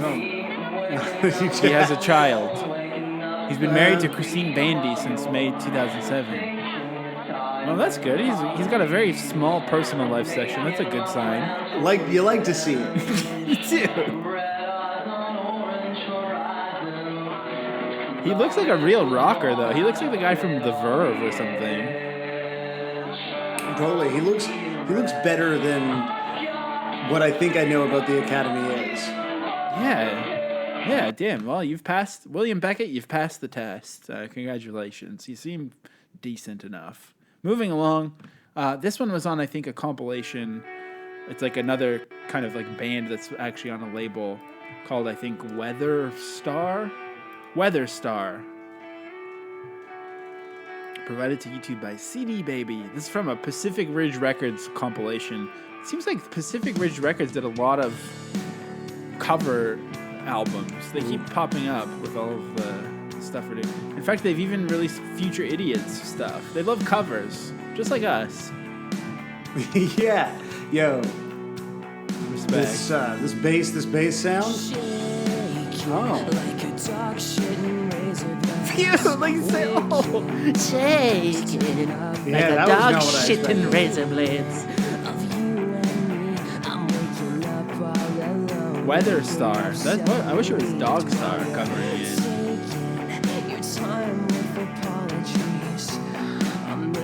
They have terrible SEO. Cameron Walker Wright. He's in the band Twin XL. Yeah, he used to be. He's written songs for All Time Low, The Ready Set, Sabrina Carpenter. He's composed music for brands such as Apple, T-Mobile, Victoria's Secret, Sleepy's, and other brands. He also composed music for networks such as NBC, ABC, and ESPN. So he doesn't need this shit. He's got a. This is his. The thing is, he's already so successful, and his passion project is this, and it sounds bad. And I think you should just focus on getting to your bag, because you know what, you're killing it, Cameron. And think I'm going to try to say something positive about each of these people instead of just I like the because you're trying to really secure a victory for good. Exactly. Yeah. Up next, so So now we're getting into sort of the more amateur bands. This is a band called Final Showcase, which I thought was a great name. I also thought it was kind of, I don't know, not the best message to send that their album is called "My Girlfriend's Not Okay with This," but it's great art. Yeah. There's a poorly spray painted alien banner that says "They See Us," and then presumably the titular girlfriend wearing a gas mask, which is already two ideas at once, like aliens and gas masks, not necessarily. The Final Showcase logo is very strange, kind of a 1950s Like bowling alley bowling sign alley kind of sign vibe, and then my girlfriend's not okay with this written in chalkboard font. So this is Final thing. A lot of Showcase. vibes.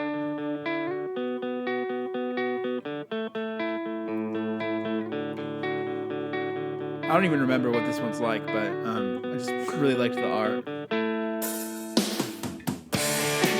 There we go. This is what I would expect a band Okay. called Final Showcase to sound rocking. like.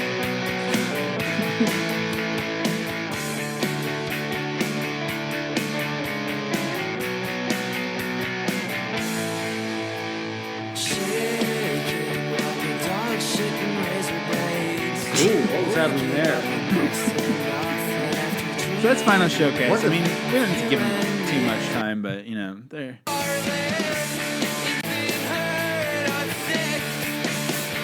It sounds fake. That was cool. but also real. Like it sounds like the drums sound fake, but also like probably somebody charged them $30,000 to produce that at their studio. So, you know, respect the Yeah. hustle all around. Yeah, good for them. Good for them. Now, this next cover I just thought was a cool looking cover. He's got a bandana on, and there's a fan in the background really loud, and he's wearing fingerless gloves. Yes. I mean, he just seems like a pit boss at a Hatebreed show. So I thought that was kind of cool. And his channel is called Star Wars 321. I mean, he's covering all the bases of. I feel like he kind of has like the facial hair of like Carl from Earth Crisis. Like, Yeah. But he's also got like the delay wow. way up so that it's like. So kind of keeping that like sort of a macho vibe. Obviously, it doesn't sound as macho as it looks. I mean, really, if you saw this, if you saw it and heard it, you'd be shocked. But this next guy kind of sounds exactly. it's really just the bandana. I actually don't think I've ever. I'm looking at pictures of Earth Crisis right now. I don't think he's ever really had facial hair. Okay. Well, there you go. But If he did, though, that would be the vibe. this one sort of doesn't sound like how it looks now. This next one looks and sounds exactly the same. This is Scott Budda, Buda, and he's my brother for sure. Check out Scott Budda. He's got like sort of, I guess, maybe a devil lock. I don't know. Yeah, it's He's got some it kinda incredible looks like- facial hair. He has like the bite marks. In fact, I think we need to just sort of establish what he looks like before we hear him sing. yeah. What do you think? So it's a similar kind of like, you know, like almost the haircut that Skiba had in that first live video, where it's like not quite the Spock, it's not quite a devil lock, it's not quite like an accentuated widow's peak. But if you combine all those things, I feel like you're getting a pretty clear idea. But it's getting He into has like the Marvel territory, I think. It's almost like Logan. Oh, yeah, yeah, totally. The snake bite tattoos, right? And then I can't tell if are those huge mutton chops, basically. I think so. And like- is he wearing an Exploited shirt? Or it looks like it either says the Exploited or like the name of an obscure straight-to-DVD horror movie. No, I think it might be the Exploited. We'll see if he moves. He looks like a man who I would describe as being genre as a person. As like a kind, like if Yeah, being genre yeah. was a subculture, I think. Also, like he also has like a soul patch kind of Yeah. landing strip. Yeah, it's like he's nailed his look. He's Oh my living his God. truth. And he's kind of looking pensively off to the side.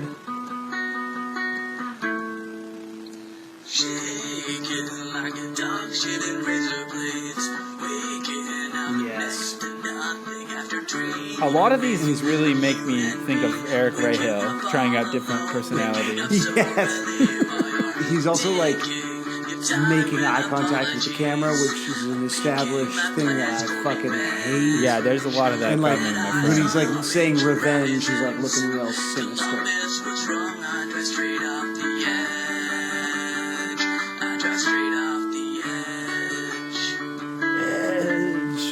We gotta hear when he starts rocking.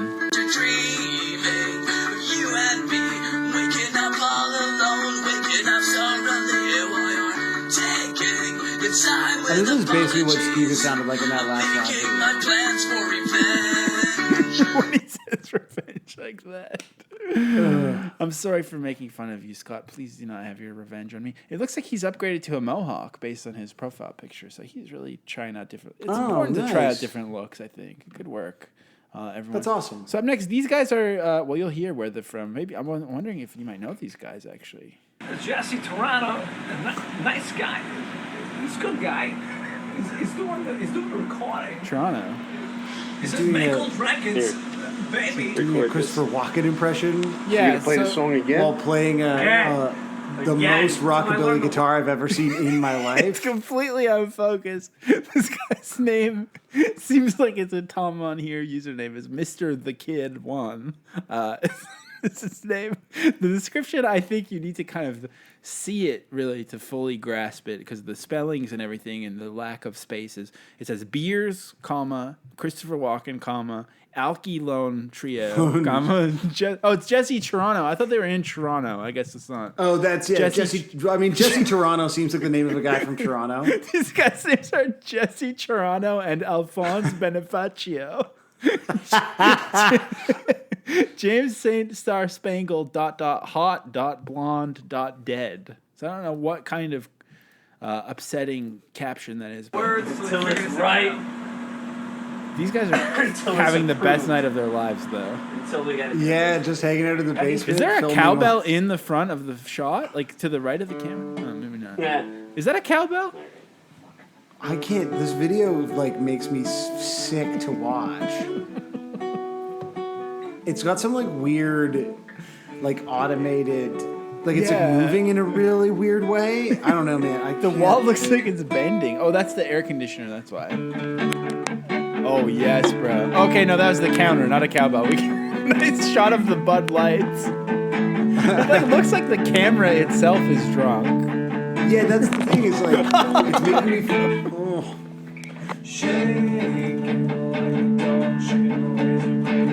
And then they just get all like quiet and pensive.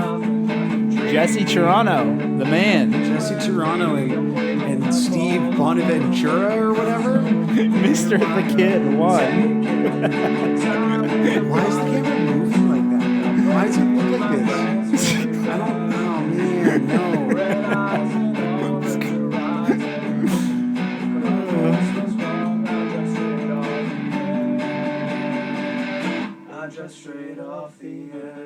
I love when the boys are like all quiet though. It's so sick.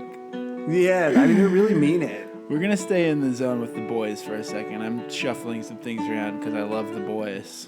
You gotta love the boys. It's boys' night. Oh man, I mean I love drinking BLs with the BYs. Yeah, he's got like the stool in front of him with his phone propped up to read the lyrics too, like just that sort of standard issue stool.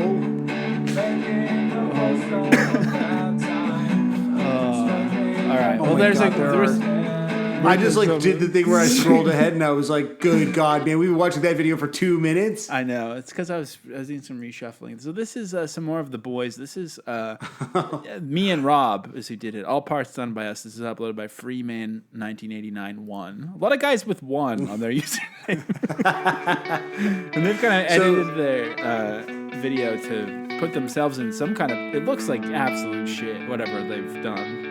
I can't even tell what they're trying to do with this. They've edited themselves into an Alkaline Trio shot, but Manscaped is still there, and they just look like wrong angles, different, so pixelated, head's too big, and they've just sort of written radio on it in MS. It's good. I mean, it's very... It's good. I think that little lead is the Hot Water Music one. Shaking like a dog shitting razor blades, waking up next to nothing. Kind of just sounds normal. I think it's really start losing it if you. Yeah, it's not bad. They kind of got it. So that's like some of the boys having a night, and then these are like this is one of those classic ones up next where it's like it's just the boys having a good night, but for some reason the photo that they used with it makes it look like one of them's dead. Like, you know what I mean? Yeah, totally. So this is radio cover, Alkaline Trio. Like, which one? Oh, yeah. Oh, man. Rest in R.I.P. peace. Big Dog. Yeah. This is Victor and Braden, the B-Town music. Who do you think's dead, Victor or Braden? Nice I think hard the guy in pan the foreground left, is dead. left channel only. I don't know. I feel like they're both dead, maybe. I feel like maybe they don't. Yeah, I honestly don't know. They're dead and they just don't know it yet? The guy in the back looks really dead, too. Especially if you crop out the other guy, he seems very dead. I don't know what it is about a black and white photo of two good old boys in a bar that just makes them seem so dead.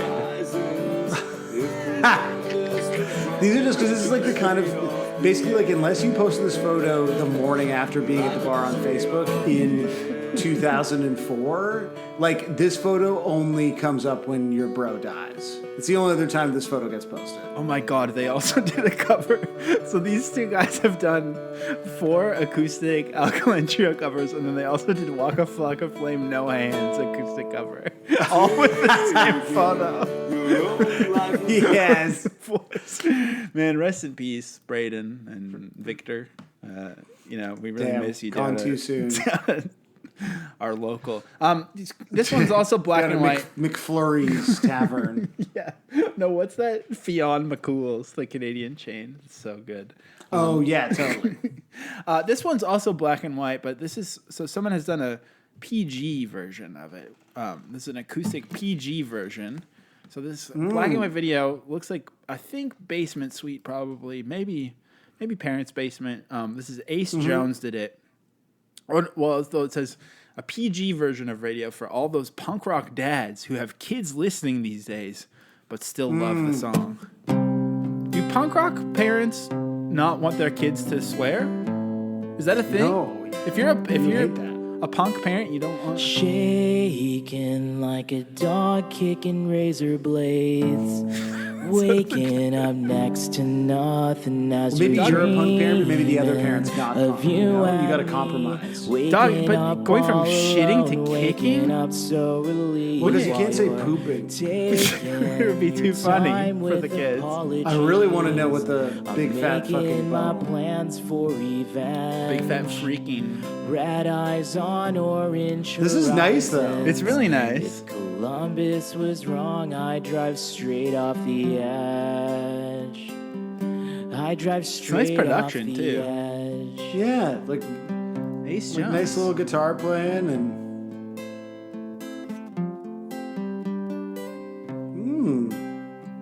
Like the vocals were warm. Again, a lot of too Yeah. much eye contact with the video there. I would have shut it down by now, but you're right. We need to hear how you. Taking where's the your chorus? it helps me to empty my mind. I don't think it's enough of a Making the bit most of a bad to like time. make the title of the video that it's the Smoking PG brains version. from her head, leaving the cold Okay, come on. calling Get the to cattle chorus. black, orange and red. I liked the meaning of the different colors. That was cool. This kettle is seeing red. I've got a big fat freaking bone Freaking to pick. boring. Yeah. I thought it was going to be more fun, like kicking. That's fine, though. That was nice. All right, well, let's check out some piano covers of it before we get into the acoustic section, and then there's some really, really, really good ones coming too. But Okay. so this is a piano and vocals cover of Radio. This kid kind of a lot to look at in here. Ooh, it's a busy little room here. It's a very busy background shot. This is the channel Gigi Allen, perhaps.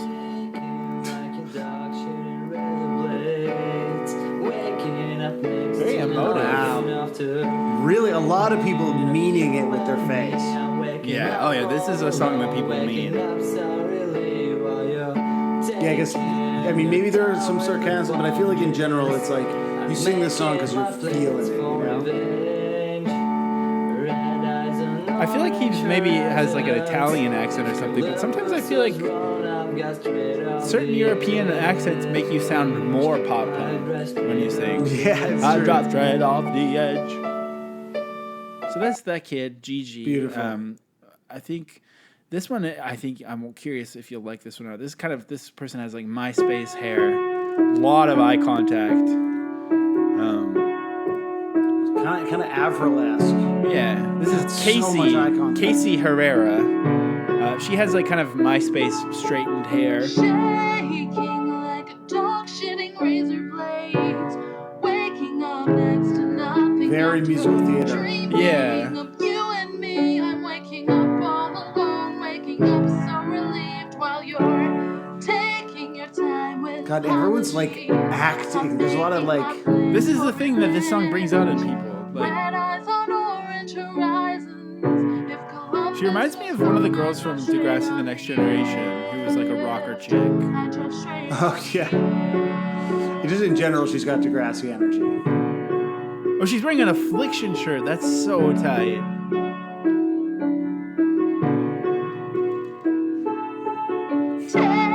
taking your whole life She's got it probably. Does she start belting When you it out? start that high, you can't. Yeah. Yeah, because it has you're to just stay at the same 10. spot. Yeah. Exactly. So that was another piano one, and then here's another piano one. This is has a When long I intro. was in my 20s. Forever the Saddest My is friends the account.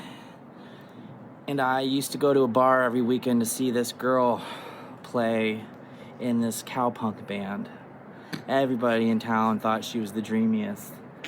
And This guy's so like the most fortunate and lucky. aging For some punk, reason, like- she liked me. Yeah. sort of so aesthetics. I dated this girl for a while, and we got an apartment together in Royal Oak, and she broke up with me for good reasons, because I was and continue to be an insane person. But she. Where's I didn't Royal want to give her Oak? stuff back. I regret this now. Believe me, this was very immature. I hate this. But anyways, I wouldn't give her stuff back for like a month when she moved out. And Michigan. Finally, when she did move out, I played this What is song the on the point piano of while she putting was this in packing the her front of stuff. this? When I hung out with her, Just like hung out with describing her like a decade emotional later. abuse, and then And she, we had a wonderful evening, and we caught up, and she told me, you know, that day you played that song, that was the saddest I've ever seen a person. I just think that's funny. The song is Alkaline Trio's Radio. I'll play it for you right now. that like it cannot be stated how uncomfortable this video is. It cannot be expressed accurately. Like he's also got this sort of standing piano set up like on his porch or whatever. Everything about this is so He was sitting in a weird. rocking chair while he was telling us that story, so it was kind of had the "Hey there, Biona" look. And then he just tells the story, and then fucking weird.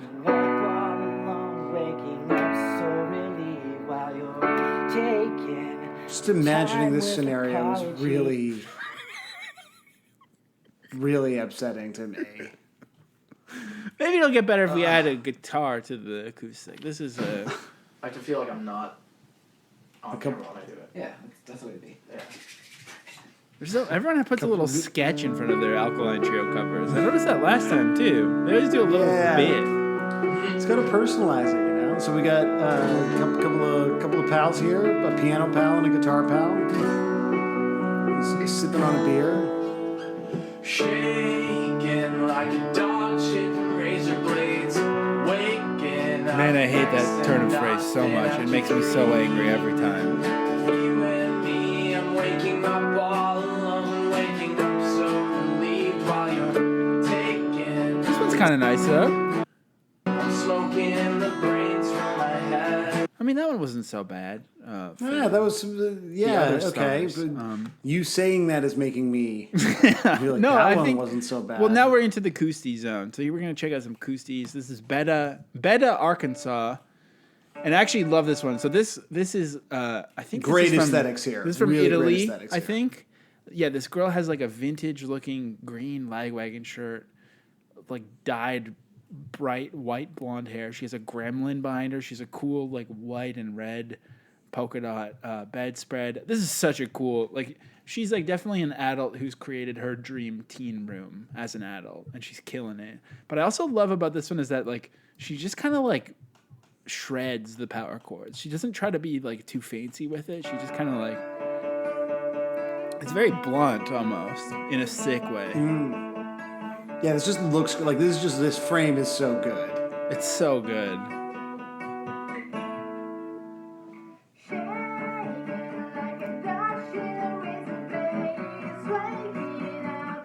Like, I bet you she's in a real pop punk band because she's just like, she's not doing like bedroom acoustic cover where she tries to fancy it up too much. It's just like, it's just so real. it's Even so just the colors, like the sick. color of the lagwagon shirt, the color of the bedspread. This is good. This is a good vibe. I don't know her name because it's on a channel where they do like Twitch covers of stuff. So, well, I guess Beta Arkansas is her name, but so that one's cool. This one also like is really popular, and it's a little bit more kind of giggly, like oh look at me. It's kind of like little bit manic pixie dream girl energy. This is Jordan. This video was uploaded by an Android phone, and it does because of like sort of the coy like giggly face. There's more creeps in the comments on this one. Well, not creeps fully, but like someone like Albert here said, 10 years after this video, I gotta say that it has captivated me. Had a lot of fun watching the whole cover, and not gonna lie, almost fell in love.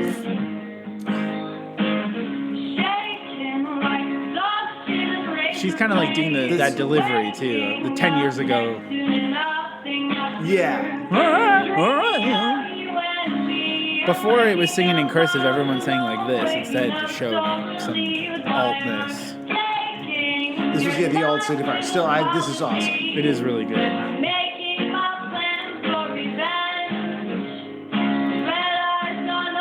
Yeah, she's pretty good. Okay, some more acoustics. This guy is just like so dreamy for real. Like look at, and he just plays so softly. And he has this beautiful delay on his guitar. I mean, I'm kind of low-key in love with this guy. Dominic. His name's Dominic, too. Yeah, but this looks...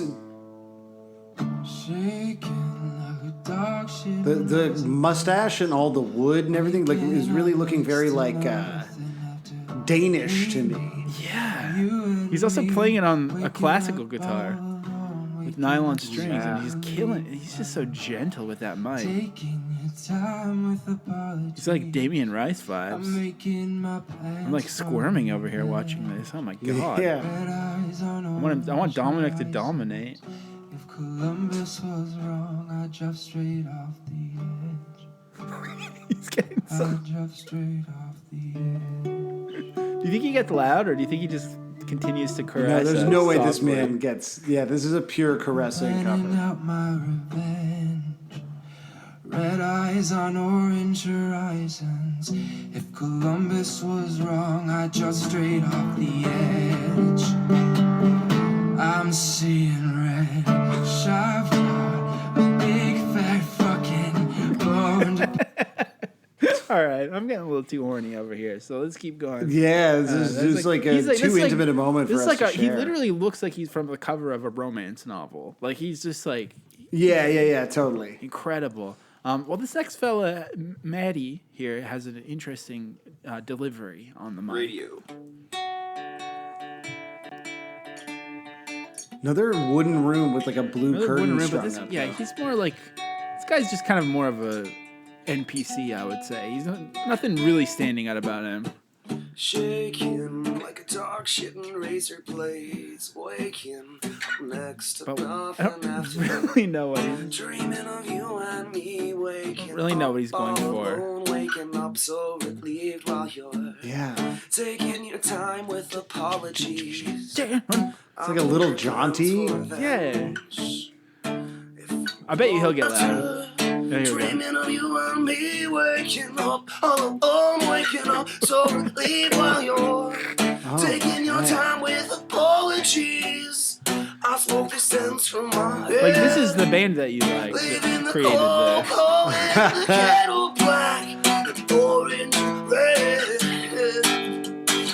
I'm seeing red. I've got a big fat fucking bone to pick. Wow. Okay. It's pretty good. Yeah. So okay. So this is the band I like. This is what I like. So this next guy I thought was interesting because like you don't normally see someone who actually tries to dress like present day Mark Hoppus, but this guy does.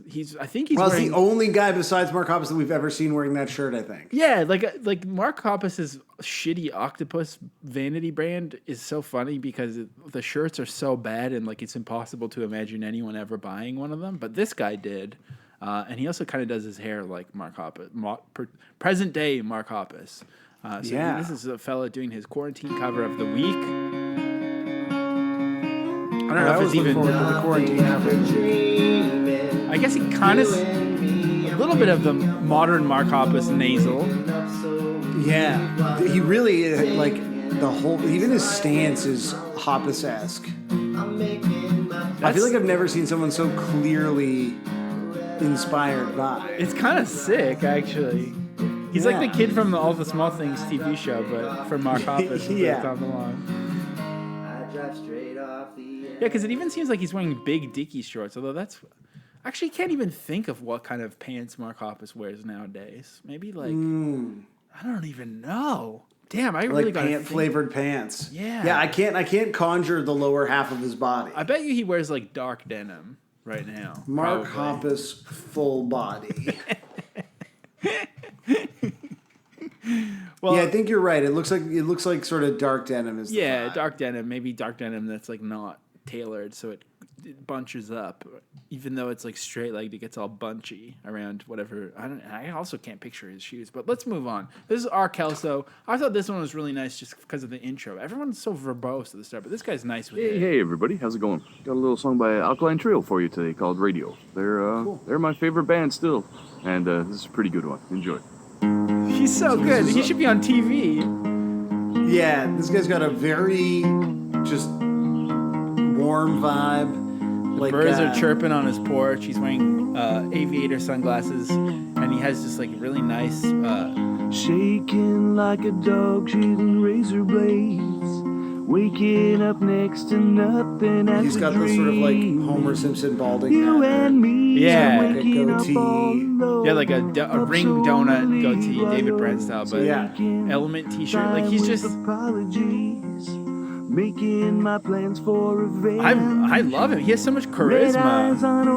I also feel like outside of the summer you can hear the cicadas, and I feel like in those big aviator sunglasses I can see the reflection of what looks like an above ground swimming pool. I just feel like the vibes here are immaculate. I think that's his deck table where the camera is probably, but I agree. Like, you're right. This video has right. like childhood above ground pool energy. Yeah. He's killing it. This guy fucking rules. I love him. Absolutely. R. Kelso, salute, my friend. Okay, up next, after this awesome guy. This one also is cool. It's just acoustic instrumental that I liked. Just the essentials, terrifying basement energy. Yeah, it definitely looks like something from a found footage horror movie. Yeah, but this is E. Nix Trasanti. I just thought he was going to say the stupid razor blade shitting line, and instead, he just keeps going. It just vibes right through it, eh? Yeah, and then it becomes like a really nice, just like acoustic piece of music. You can hear the TV on in the background. It's great. I don't know. Nothing much to say about it except that it's great. And I think this one also is really nice, and I thought it needs to include some. Just a song by a good band. They're called the Alkaline Trio. A good band. The song's called Radio. Everyone who covers it feels the need to introduce it. Another basement, some nice room tone again. It's like a guy who just kind of, seems seems like he's just happy to be here. Nothing. But he's like smooth with it. That is the most it sounded like an Alkaline Trio song. Like the sort of guitar intro and then like a totally different. You mean Dashboard? Yeah, what did I say? You said Alkaline Trio, but well, it also sounds like an Alkaline Trio song. Thanks, man. Listen, I got lag brain here. This is Shooter 32 for those keeping track at home. CHUTER 32. I thought it was gonna be like Basement Lurker energy, but then yeah, he just does this like delightful.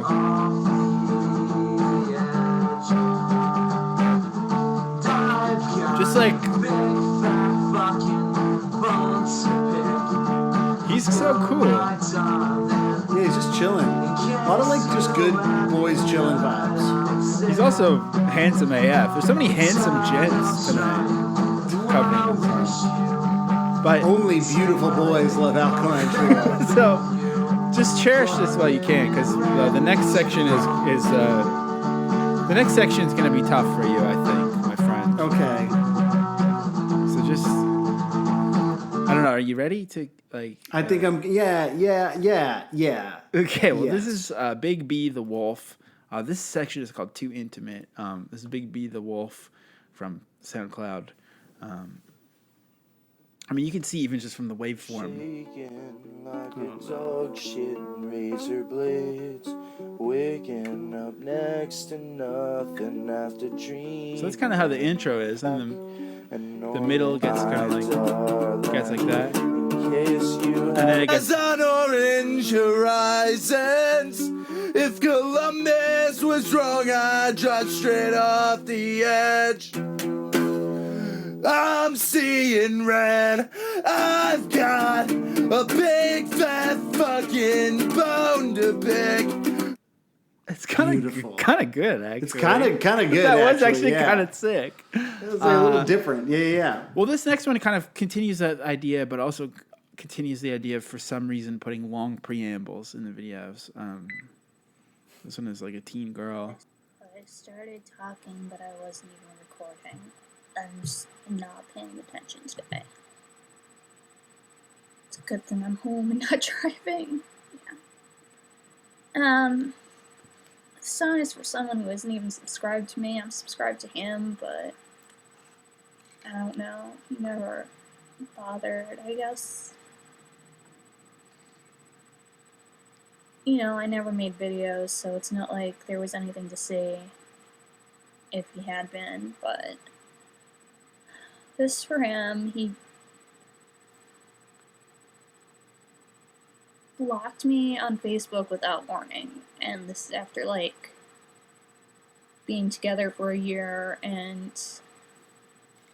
I mean, we're broken up now, but I sent an angry letter that I regret, and he just blocked me without warning, and that's something he promised he would never do, because someone had done it to him, and he knew how badly it hurt, but he did it to me. He did a lot of things that he promised he wouldn't. He broke a lot of promises, and as much as I love him, I have to be done with him, because I can't trust him, and you know, I don't see him ever, like, doing anything to earn my trust in the future. So, it's for him.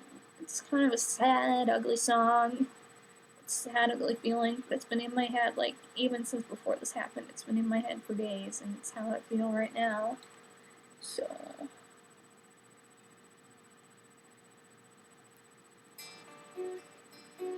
And she starts playing it. Oh my god, that was the most World's Fair of all the World's Fair stuff that we've watched. It was so captivating. Oh my god. It actually made me kind of love the song for how bad it is, because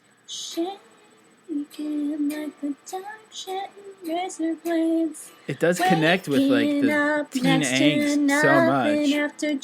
This is who this song's for, man. Like, yeah, I get it now. Someone's blocked you on Facebook, even when they promised they would never do it. relieved while you're taking your time. I hope this person is in a better I'm making place my now. plans for Yeah, I'm sure they are. This is like This is like 9 years Eyes ago. on orange horizons. Also, it's a great cover. This was wrong. I beautiful. drive straight off the edge.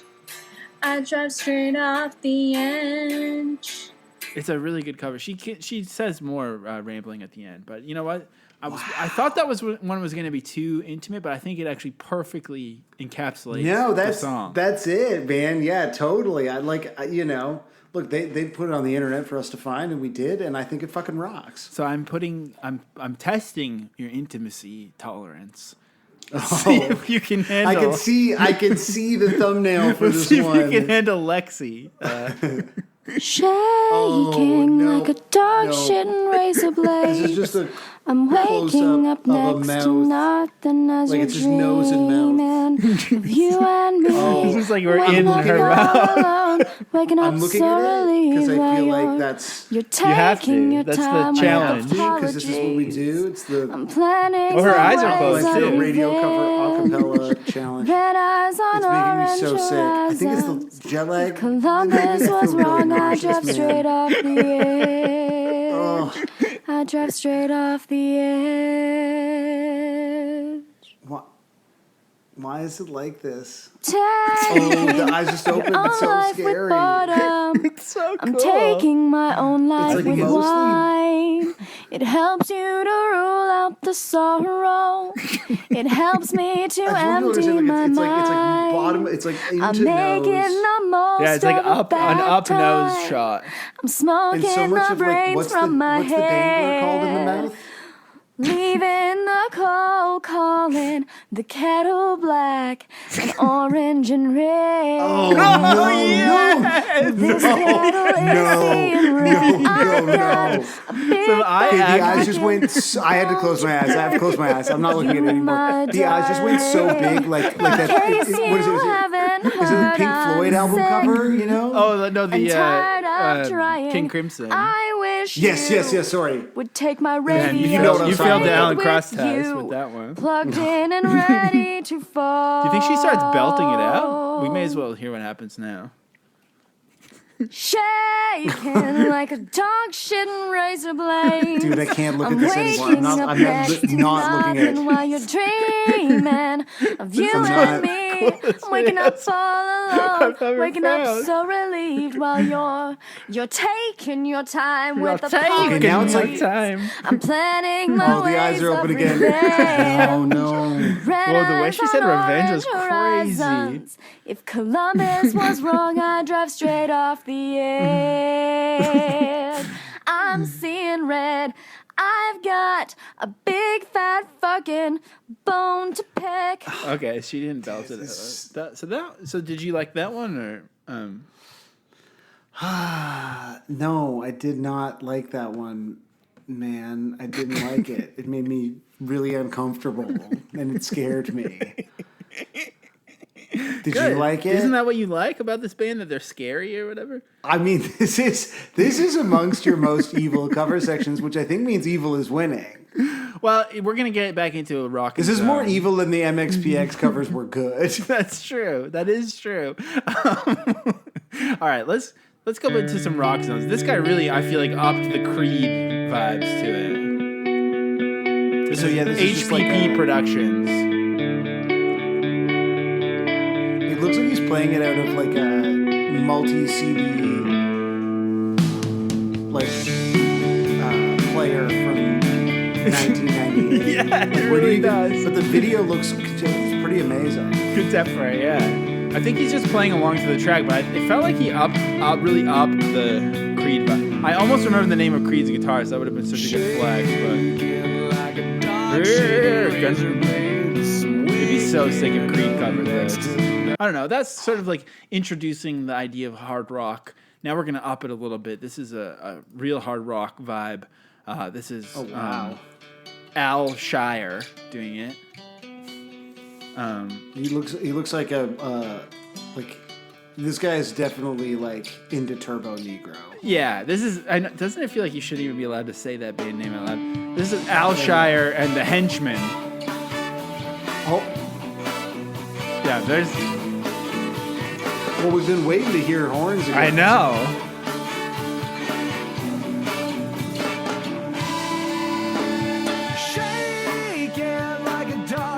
I mean, I don't really know what he's going for. But I know that I what is don't the like vibe? it. It's really hard to read.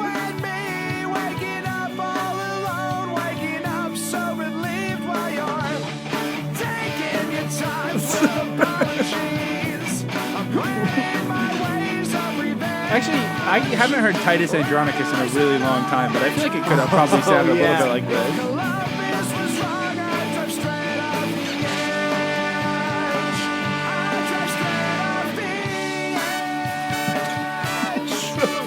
I mean, sick, but what? It's so weird, right? Okay, well, now we're really get. That was just an introduction to rock. Now we're gonna go real hardcore.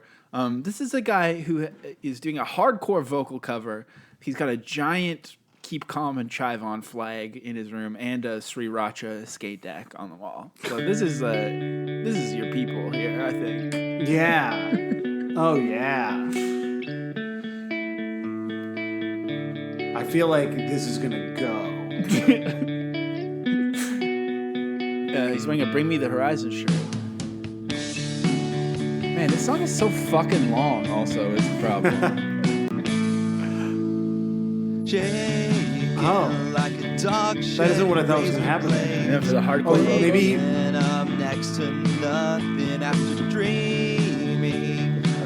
When do you think he goes hardcore? Well, maybe. Do you think maybe this is it, or do you think he? I think he goes hardcore. I think you gotta skip ahead. He's also got a Rick and Morty print with his and soy sauce. He's got a lot of shit up in his walls. I may have already previewed it, so I might know. Yes.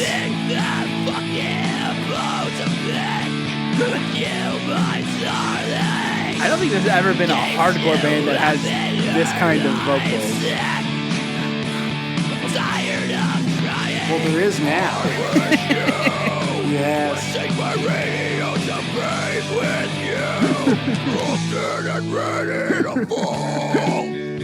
Yes. This is Stanley Screams, is his name.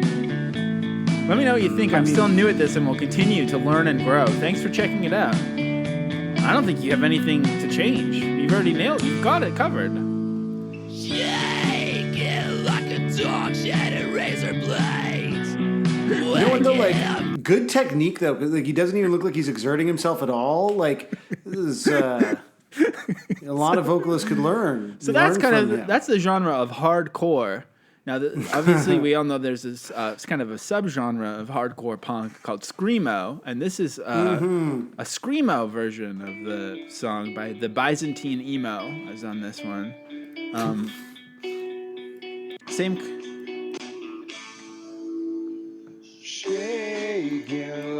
So it's kind of the same problem as before. Opens with,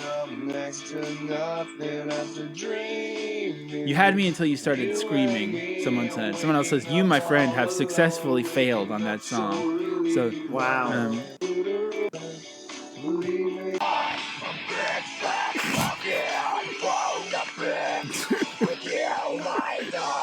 I think it sounds good. Yeah. George Pettit could never. Yeah, I know. He wishes. Yeah, this guy's for sure going to replace George and Alexis. If anyone else in the band heard this, he'd be out. So, I thought that was going to be the last of my sort of dalliance with this song and like alternative press music. And then I found this unfinished cover by a user called Joe Beasley Chicago on SoundCloud. Check this one out. This is a really cool one. An unfinished cover of Radio. By Alkaline Trio. Oh, that's Creed. What do you think this band is called? De Los Dangerous? Yeah. Let's go! Let's fucking go! Here it comes! Oh my god! The boys! Oh, fuck yes! The boys are back. Yeah, the boys are back.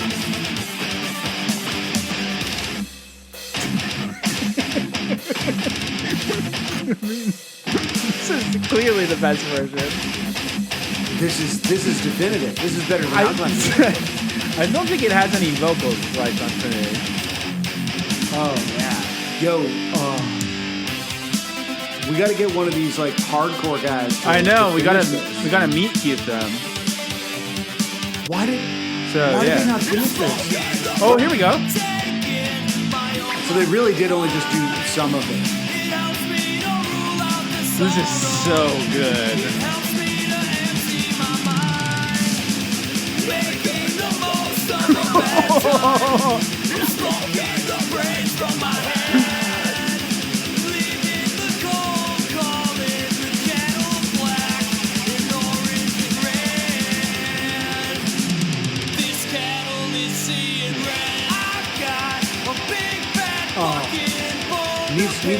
Needs more screamo, but I mean that's good.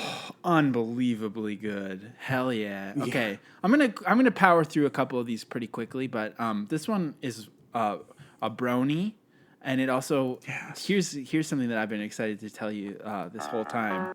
This one by Nathan Squares. If we look at the caption, I think this might be I'm gonna go ahead and let you click through and see the caption. If you can. This is a brony version. There's a brony with the radio in there. Oh wow! Yeah. I don't want to spoil it for other people because I assume they're about to hear it too. I hope so. That's right. It's inspired. Steve. It's inspired by Steve. My friend Steve is on the brony one. Inspired. Wow. We got bronies. We got Steve. It's all happening.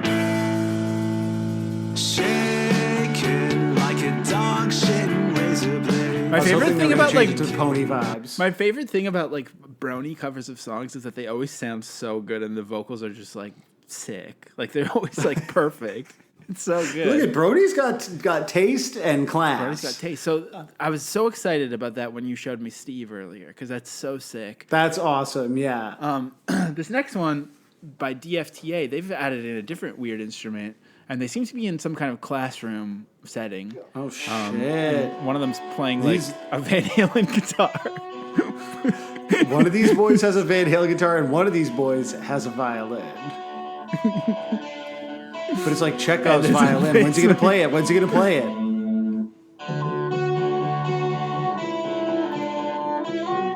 It's beautiful. This is so amazing. Beautiful. They have the tuning of Dead Letter. This is true. They also the violin guy's singing now.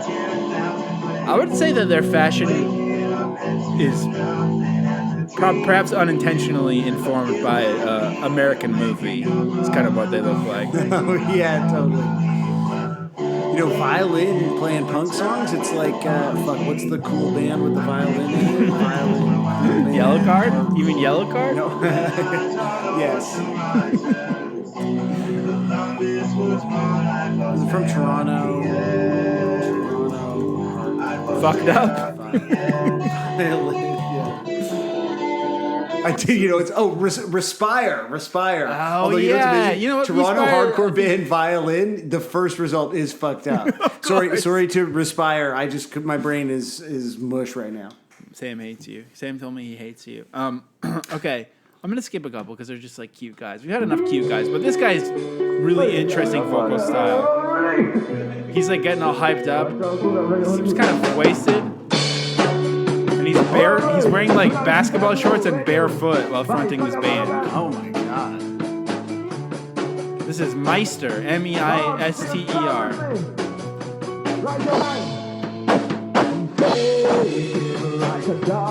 This is great. Great vibes here. Yeah, it's so good. Wait, I thought he was performing for an audience, but that's the rest of the band. It's like, why was he saying all this like crowd work? He's doing crowd work to the other band members. That's so tight. More bands need to do crowd work on themselves to get hyped up. Yeah, damn. Yeah, the work starts with you, you know?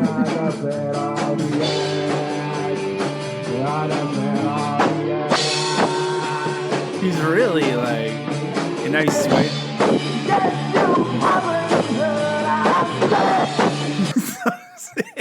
Meister. All right, the caption of this one just says, yeah, this is a guy in a Misfits hoodie.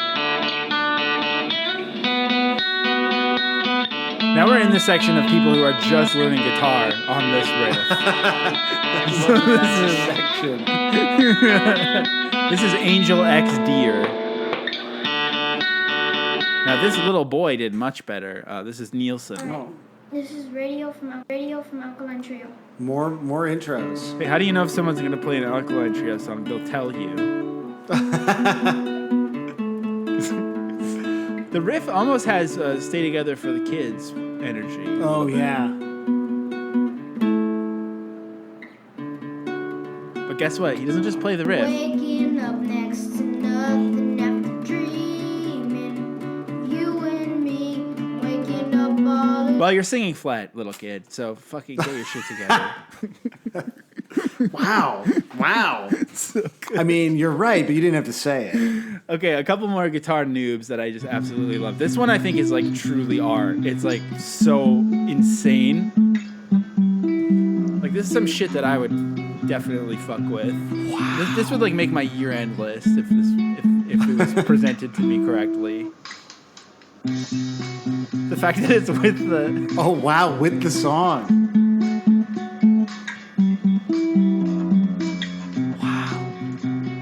This is like a Mount Erie lathe cut that I would have owned at one point.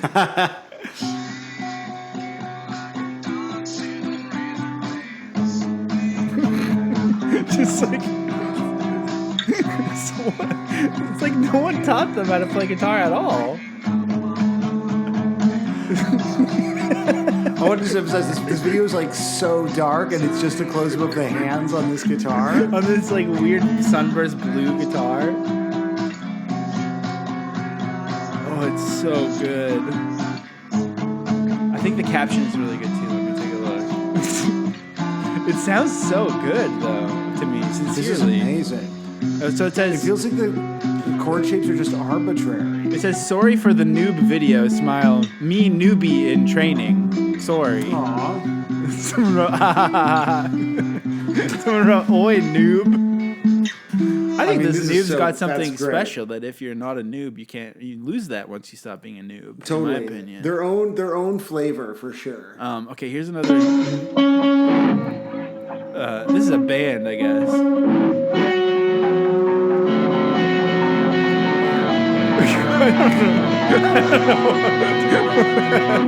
This is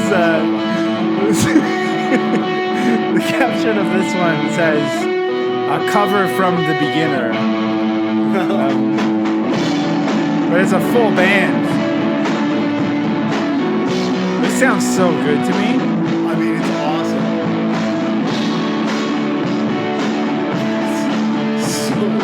So perfectly slow and getting slower.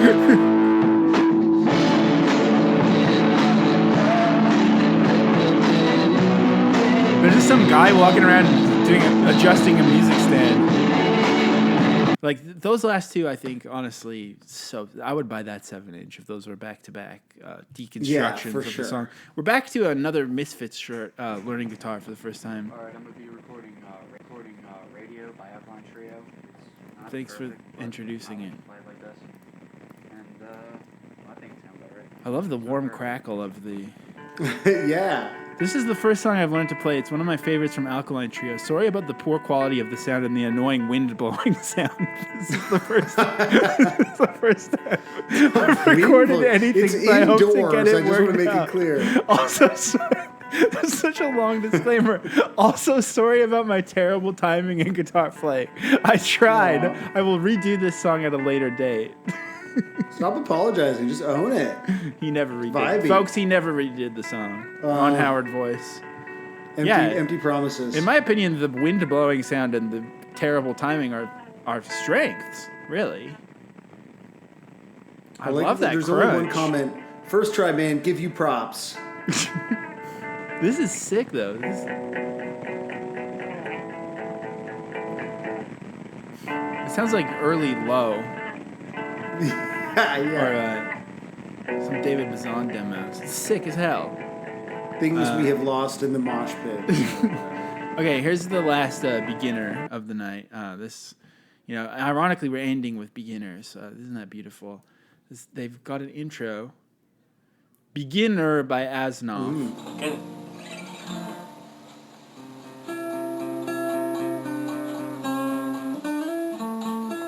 Was this like? This doesn't look like it has an effect. It really does look like it was filmed on like the 1930s, Super 8 or something. So this person says, "I'm beginner. Please give a few comment. I'm still learning how to play guitar." And then after that, it says comments are turned off. So it's kind of an interesting trap to be. I think he's playing it quite nicely, though. They're being gaslit. Yeah. So okay, a couple more on the similar tip. This next one is. This one has so many opposite of red flags, blue flags. It's the caption of this one is so incredible. It's this is the username is Campfire Jammer, first of all, and then it says it says fave song I learned to play so far: chilled and a little sloppy. If you don't have videos posted of yourself playing or singing, don't criticize others. Let's go, Campfire Jammer. We do have Campfire Jammer. We do have those videos, so we can be as mean as we want. It's true. But chilled and a little sloppy is like my dream genre. Campfire Jammer is just like my favorite music. I know, it's so sick.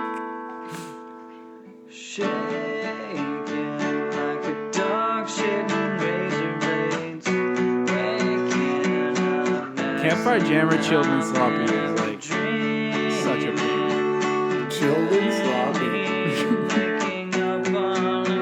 Yeah, it's like slowed and reverb, just chilled and sloppy. He's killing. He's thriving in the chill slop zone too. I love He's the Campfire Jammer. He's at home.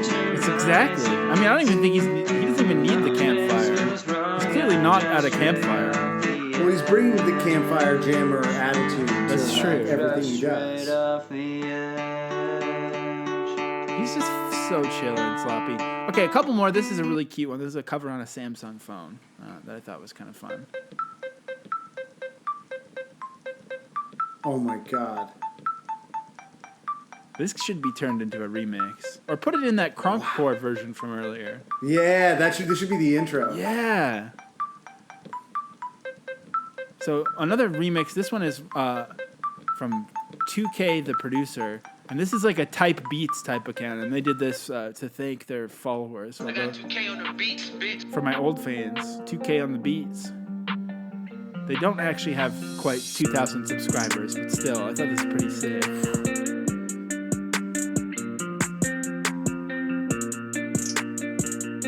Fuck yeah.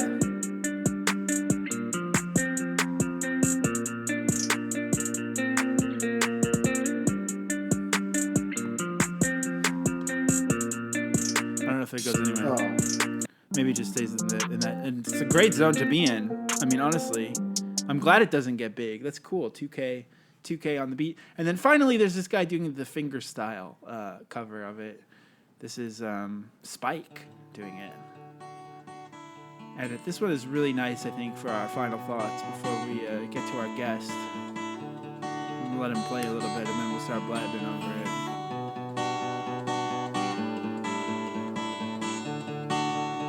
I mean, the intro's way too fucking long, but...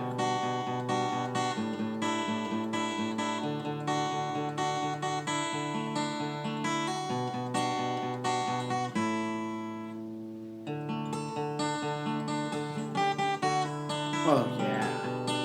I mean, my final thought is, look at what we've just done. This is Good versus Evil month. We finally distilled what the pod is all about. I think. Yeah, Alkaline Trio. The battle of good versus evil. And I'm good. I'm the nice one. And Sam's the mean one. Remember that? No, evil is not necessarily mean. But I think we can agree this episode was fucking evil. And I think that in that way, evil has been victorious. And if I will you've choose listened to this see them far, that way. I'll give you a little hint that next month's theme is $5 at the door. And so this has been a great month. I think we should bring back Good and Evil month in the future because I think there's a lot more to parse with these two diametrically opposed bands.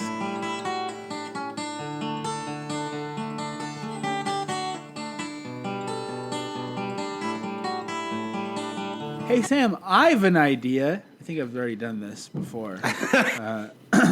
But no, but let's. You also made me explain Alan Cross earlier. I feel like we're playing a lot of the hits this episode. That's true. That is true. Well, we've got our friend Ivan, multiple exclusive appearances, but this is your first main app, Ivan. How does it feel to have finally made it? Oh wow! I don't really know. I feel like I would say it's an honor, but I feel like in your case, you're mostly invited me here to try to find a way to dishonor me. So I'm just waiting for it to happen. You know, I'm kind of like a guest of dishonor. It would be like a forgotten a 1990s Pauly Shore like $2 video bin movie. I don't know. Guest of dishonor. Guest of Dishonor definitely is in the bin at the Shoppers Drug Mart on some double DVD bill with a comedy you've somehow heard less of. I feel like comparing yourself to Pauly Shore has already got me very angry that you think that you're of that. Fine, caliber. I'm like Chris Kattan or however you pronounce his name. Chris Kattan. If that's who you want to go with. Ivan, the reason you're actually here is because we do our trick where we search the people we follow to see what they've talked about, and you have tweeted about Alkaline Trio so much, and in fact, you've even you won the big prize. You've recycled tweets about Alkaline Trio. I noticed multiple times. You've talked about Matt Skiba wanting. You said something about you're obsessed with this joke concept of Matt Skiba wanting to fuck a gas tank or something. I mean, I don't know the music, so I don't really get it, but I like it. It's a good idea. That I understand why you've done it multiple times. Well, I'm obsessed with. I feel like Matt Skiba in general. Because so I know that Josiah kind of told me that Sam's taste in the band is more like the sellout era stuff. Huge. Like the kind of like the later records. The more shiny, the more clock sounds there are in an Alkaline Trio song, the more likely I am to do Vince McMahon GIF reactions to it. Isn't he canceled though, Vince McMahon? I haven't been paying attention to that really. If you make me talk about Alkaline Trio and wrestling, I am going to kill you before you kill me. Come on. No, but I'm obsessed with Matt Skiba because I feel like fuck you. If you listen to the early Alkaline Trio records, I feel like it's never particularly. It's not like Jawbreaker where it's prose or trying to be poetic or something. But there's the pretension of trying to be sort of deeper, and I feel like once you get to the sellout era, it just loses all of it to just what he's horny about. And I feel like he's such an interesting personality. I love his Instagram. I've told multiple people and be like, you have to check out his Instagram because he'll watch Inglourious Bastards and post a video of him watching the movie on his TV, just a recording of the TV that he's watching it on, or he's always posting cars that he just bought or he wants to buy. I can't really tell, or a Ducati bike that he wants, and I love him, and I understand why Josiah hates him or why Josiah makes fun of this particular type of guy. It's because he's jealous. It is, but it's also just admittedly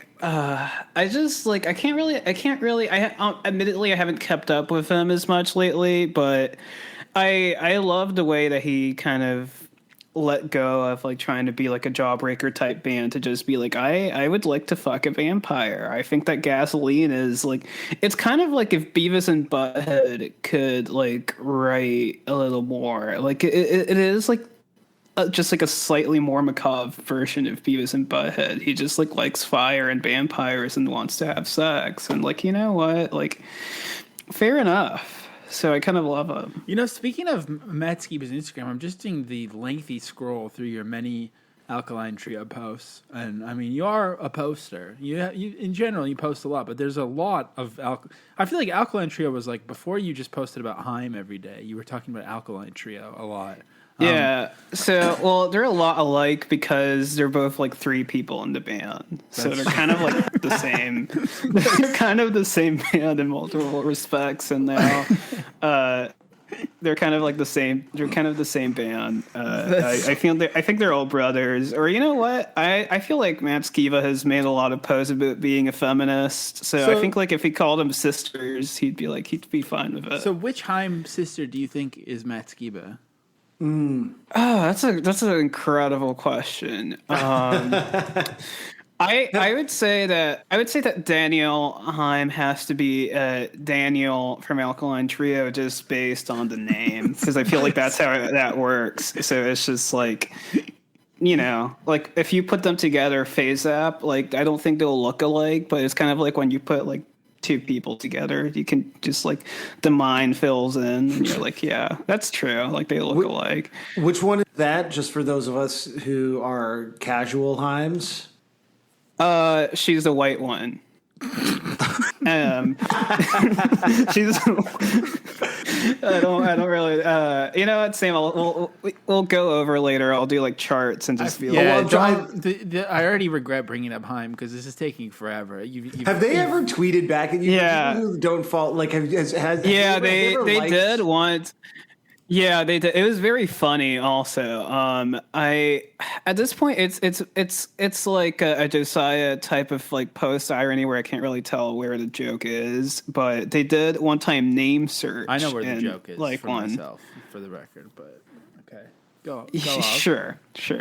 Anyway, no.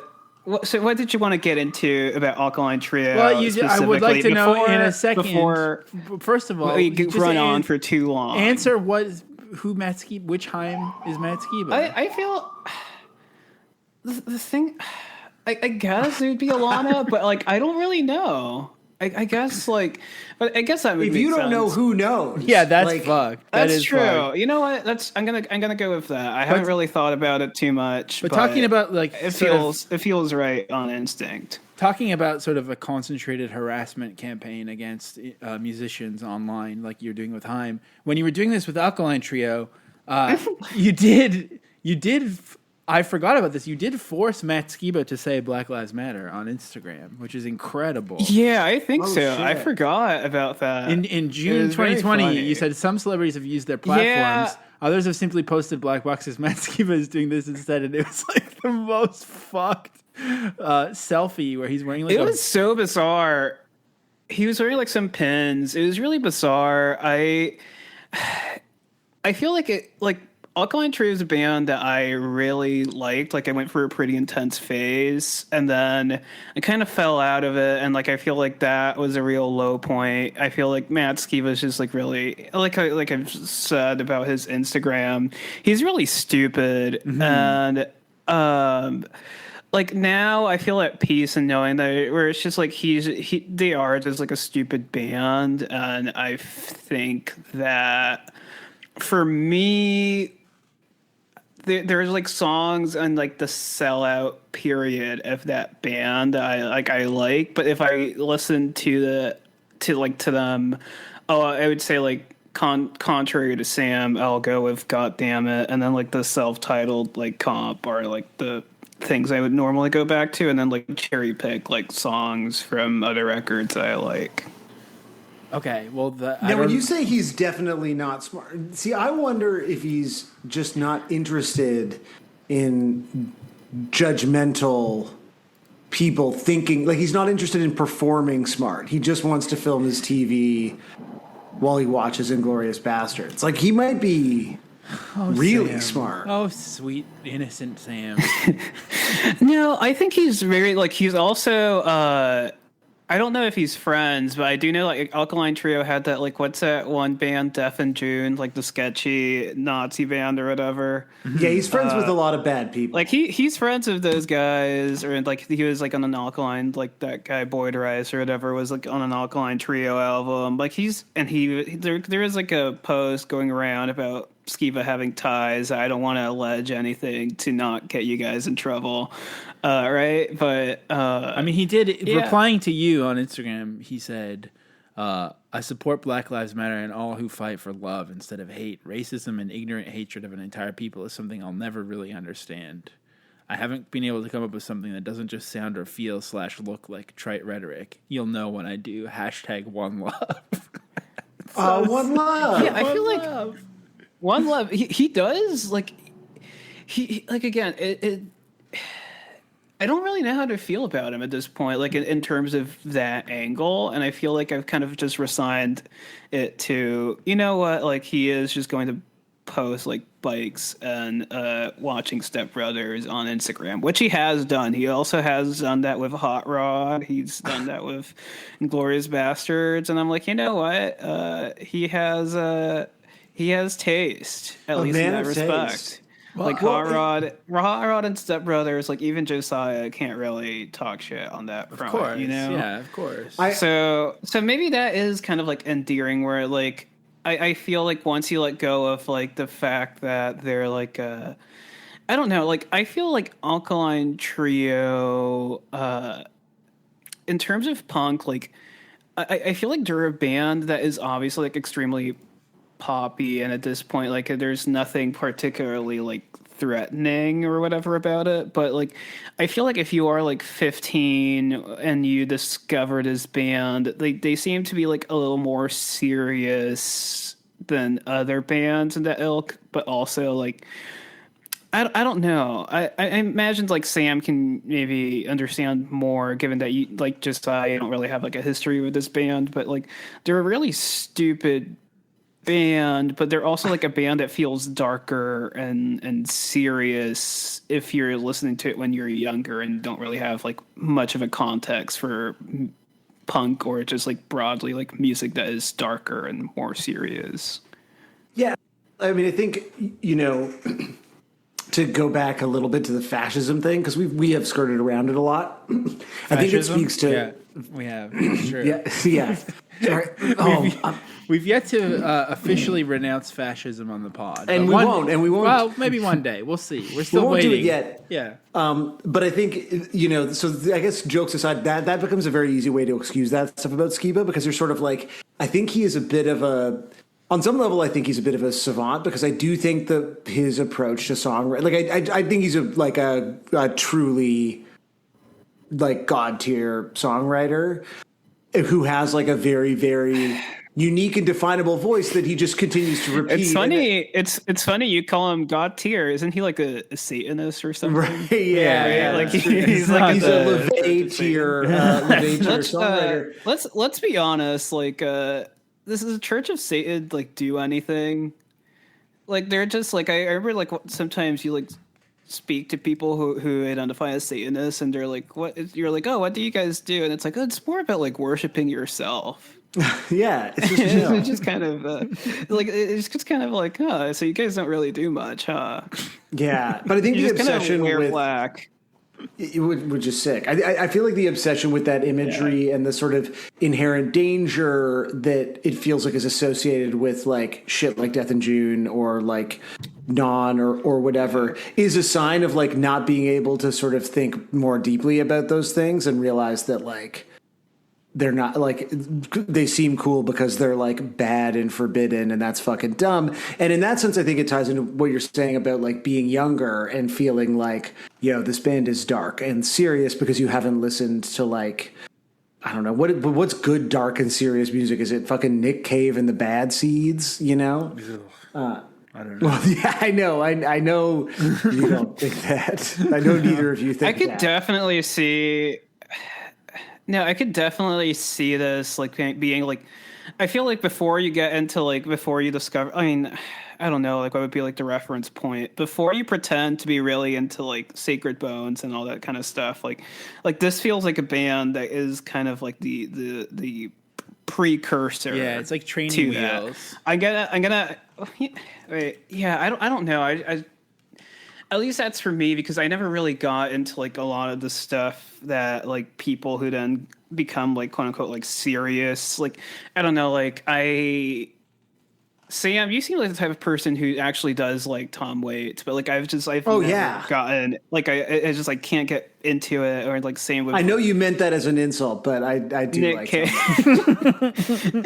and fuck everyone else. Like, I think that a huge. This is like one of those things where like my entire job on this podcast is for people listening who are like, I like Tom Waits to be like, and I like Tom Waits too, and don't let anyone tell you that there's anything wrong with that. Exactly. He's in Licorice Pizza. Come on, you must love him now. I had a conversation I hate that with movie Miles. also, just so you know. I had a conversation with Miles where we were like, man, like Tom Waits, like whenever he shows up in a movie is like so cool. And then like whenever you try to listen to his music again, it's just like, dear Lord. No, you're wrong, but it's fine. I've been doing a podcast with Josiah for 5 Anyway, years. I know that Josiah wanted to talk about radio, and I don't want this to be like an hour-long guest. Well, yeah, the episode's already 2.5 hours.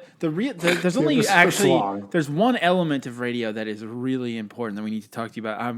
Sam found this. This is Sam redeeming himself. Ivan, have you ever seen this video that I just dropped in the chat? I'm going to need you to just. I have not. Okay, so this is Sam found it on Reddit, and the Reddit post says we were at the Troubadour watching Matt Skiba play, and I asked him to play this song Radio. And so he asked if I knew how to play it. And so he handed me his acoustic guitar. All these people came on stage. So Ivan, just click on the video and check it out. So you gotta see maybe the first few seconds. I don't know. Do you have it open? Let me know if. I do have it open. Okay, so check out like what's going on in this video. Is your name Kyle? He says, "Is your name Kyle?" to this guy. I'm checking out. Now look at who comes up around the side of, right behind Matt Skiba. I don't know if you see who that is yet. I think I have an idea of who it is. It's helpful if you hear. Yeah. Was this when Don't Stop or We'll Die played with Alkaline Trio? It's actually not. So this is actually he says into the mic. Oh my God! This guy writes for Eastbound and Down. Eastbound and Down, like he talks about how much he loves Eastbound and Down. This is him. That's who I thought. This is him meeting Harris Whittles for the first time, and then a year later, or a few years later, then they played together. But this is actually them meeting for the first time on stage. Oh man, I've seen. Like I know that they were friends because there's like a picture I found once of like Matt Skiba being like the guest at ASCAT that I thought was like extremely funny based on everything that I obviously talk about. Yeah. Like, and so I sent it to like the same like group of like 5 people who I know would. I talk about every day. Like I every day we just make jokes about Matt Besser because what else is there to do? But that's a great video. I think like I saw that like there's a tweet from like shortly before Harris passing where he tweeted something that was like Trey with the dead, Skiba with blank, I'm in hog heaven. So you know what? Rest in peace. And it's true. I'm kind of sad that he never got to hear California. That's true. California Deluxe. Do you think he would have come on? Do you think we could have had him on the pod? Like he also was talking about how much he loved Captain Jazz. Like I feel like we could have really had some times together. If we could have gotten someone who's a mutual. I think so. If we could have found the right mutual to DM him the right thing, we could have worked it all out, you know? But now we'll never know. Yeah. I mean, I know that you've always wanted to be an Earwolf podcast, and you've always considered yourself to be specifically the era of that particular brand that annoys you specifically. It's you're your understanding of my thoughts about Earwolf are so oversimplified, and it's so much more complicated than you know. But that's for another day. But I feel like you overcomplicate things yourself. Which true. is respectable. That is true. I mean, earlier today, Ivan was confronting me about whether or not I actually hate Bob Odenkirk and Mr. Show or not, and it was like. Oh, it was so complicated. Such a complicated I like conversation. that you say confronting you. That's a really funny way to put it. Like I just showed up and was like, we need to talk about Bob Odenkirk right now. Now, what I'd like to know before, unless Sam has any more questions about Ivan or alt comedy or Alkaline Trio, I'd like to know. Can you just absolutely not fuck with the new stuff? Like, is that... Yeah. You just can't do it with the new Alkaline Trio stuff. Yeah, because I do understand, but like I feel like you and I do have a lot of overlap. Like there's a Venn diagram of Josiah and I, and the thing in between that is kind of like blank at a few different things. And I feel like in my mind you're like another circle that in my mind was like maybe a little more in my circle, but I'm not so sure. I have a good amount of stuff with you. Like I love like Jawbreaker, and like there's like stuff that I definitely like that I don't really think Josiah likes at all. And like and like I kind of like I'm fine with that, right, Josiah? But anyway, I would say no. Down. I'm more into Haim nowadays. No, mostly Haim. No, I love like I said, I mostly love like God damn it. And like I was actually listening to Maybe I'll Catch Fire earlier on a walk, and like a lot of those songs, like apart from Radio, just kind of like don't really hit the same. They just kind of feel like it's not like necessarily like bad. It's just like stuff I'm like, this is fine. Apart from like there's a song, I don't know how much time you spent with that record, but there's like a song called Tuck Me In where he like talks about like a spider like getting in his mouth and then like laying eggs down his throat, which like I don't know, like how do spiders, like, I'm sorry to bring this up, but like do spiders like ejaculate? Like what is like he describing there? So you think that when so what you're saying is that you think that when someone ejaculates they're laying eggs while they do it? Yeah, that what you think? Like he's like, I want a spider to get in my throat and then lay eggs, and I can't really tell like what if that's like a metaphor for anything, or he was just like, it'd be kind of cool if like a spider like got inside my throat. But I just find it really fascinating. I found a Reddit post saying I cummed on a spider. Is there a picture? I'm so pissed and sad. Hold on. I'm so pissed and sad. I feel like I want to vomit because I love spiders, but I also love to cum. What better way to express your love towards a spider other than a cum tribute, I guess. Yeah, it looks like an accident. I'm reading the whole thing. They were trying to grab toilet paper. I think they blasted through the toilet paper and they accidentally. It wasn't on purpose. They weren't trying to. Wait, it wasn't on purpose. No, okay. Okay, if you want. Okay, I'm still shaking from a few minutes ago. This is what happened. I went to go do my normal jerk off routine, and everything is going well. Not great, but good. So when I jerk off, I have some paper towel scraps that I geyser into. Sometimes for multiple uses. I prefer paper towel because it is sort of a cross between a sock and toilet paper. Not too weak, but not too strong. And you can recycle it, which I assume is good for the earth. So I grab my used paper towel square and I infold it from the crusty clump it was. I geyser straight into it without looking, and I guess what I guess is a little jumping spider snuck into it and made a little cum cave house. I geysered right all over the poor bugger. And Stop I'm sure saying just geyser. Why do they use the word geyser so much? I tried wiping it off, but it wouldn't stop jumping around. I tried to save you, wouldn't let me. I'm so pissed. I love spiders. and come. I guess. So anyway, no, I don't really like that little interview with Alkaline Trios. Ivan, before you go, is there anything you'd like to say to Seamus? To Seamus? Mm-hmm. Yeah, Seamus, I love you. Aw, I thought it was is going what to I be mean. would say, because Seamus is a dear friend. Wow. Well, once Seamus is canceled, that'll be perfect to clip. Thank you so much, Ivan, for stopping by to talk about Alkaline Trio and coming on Spiders.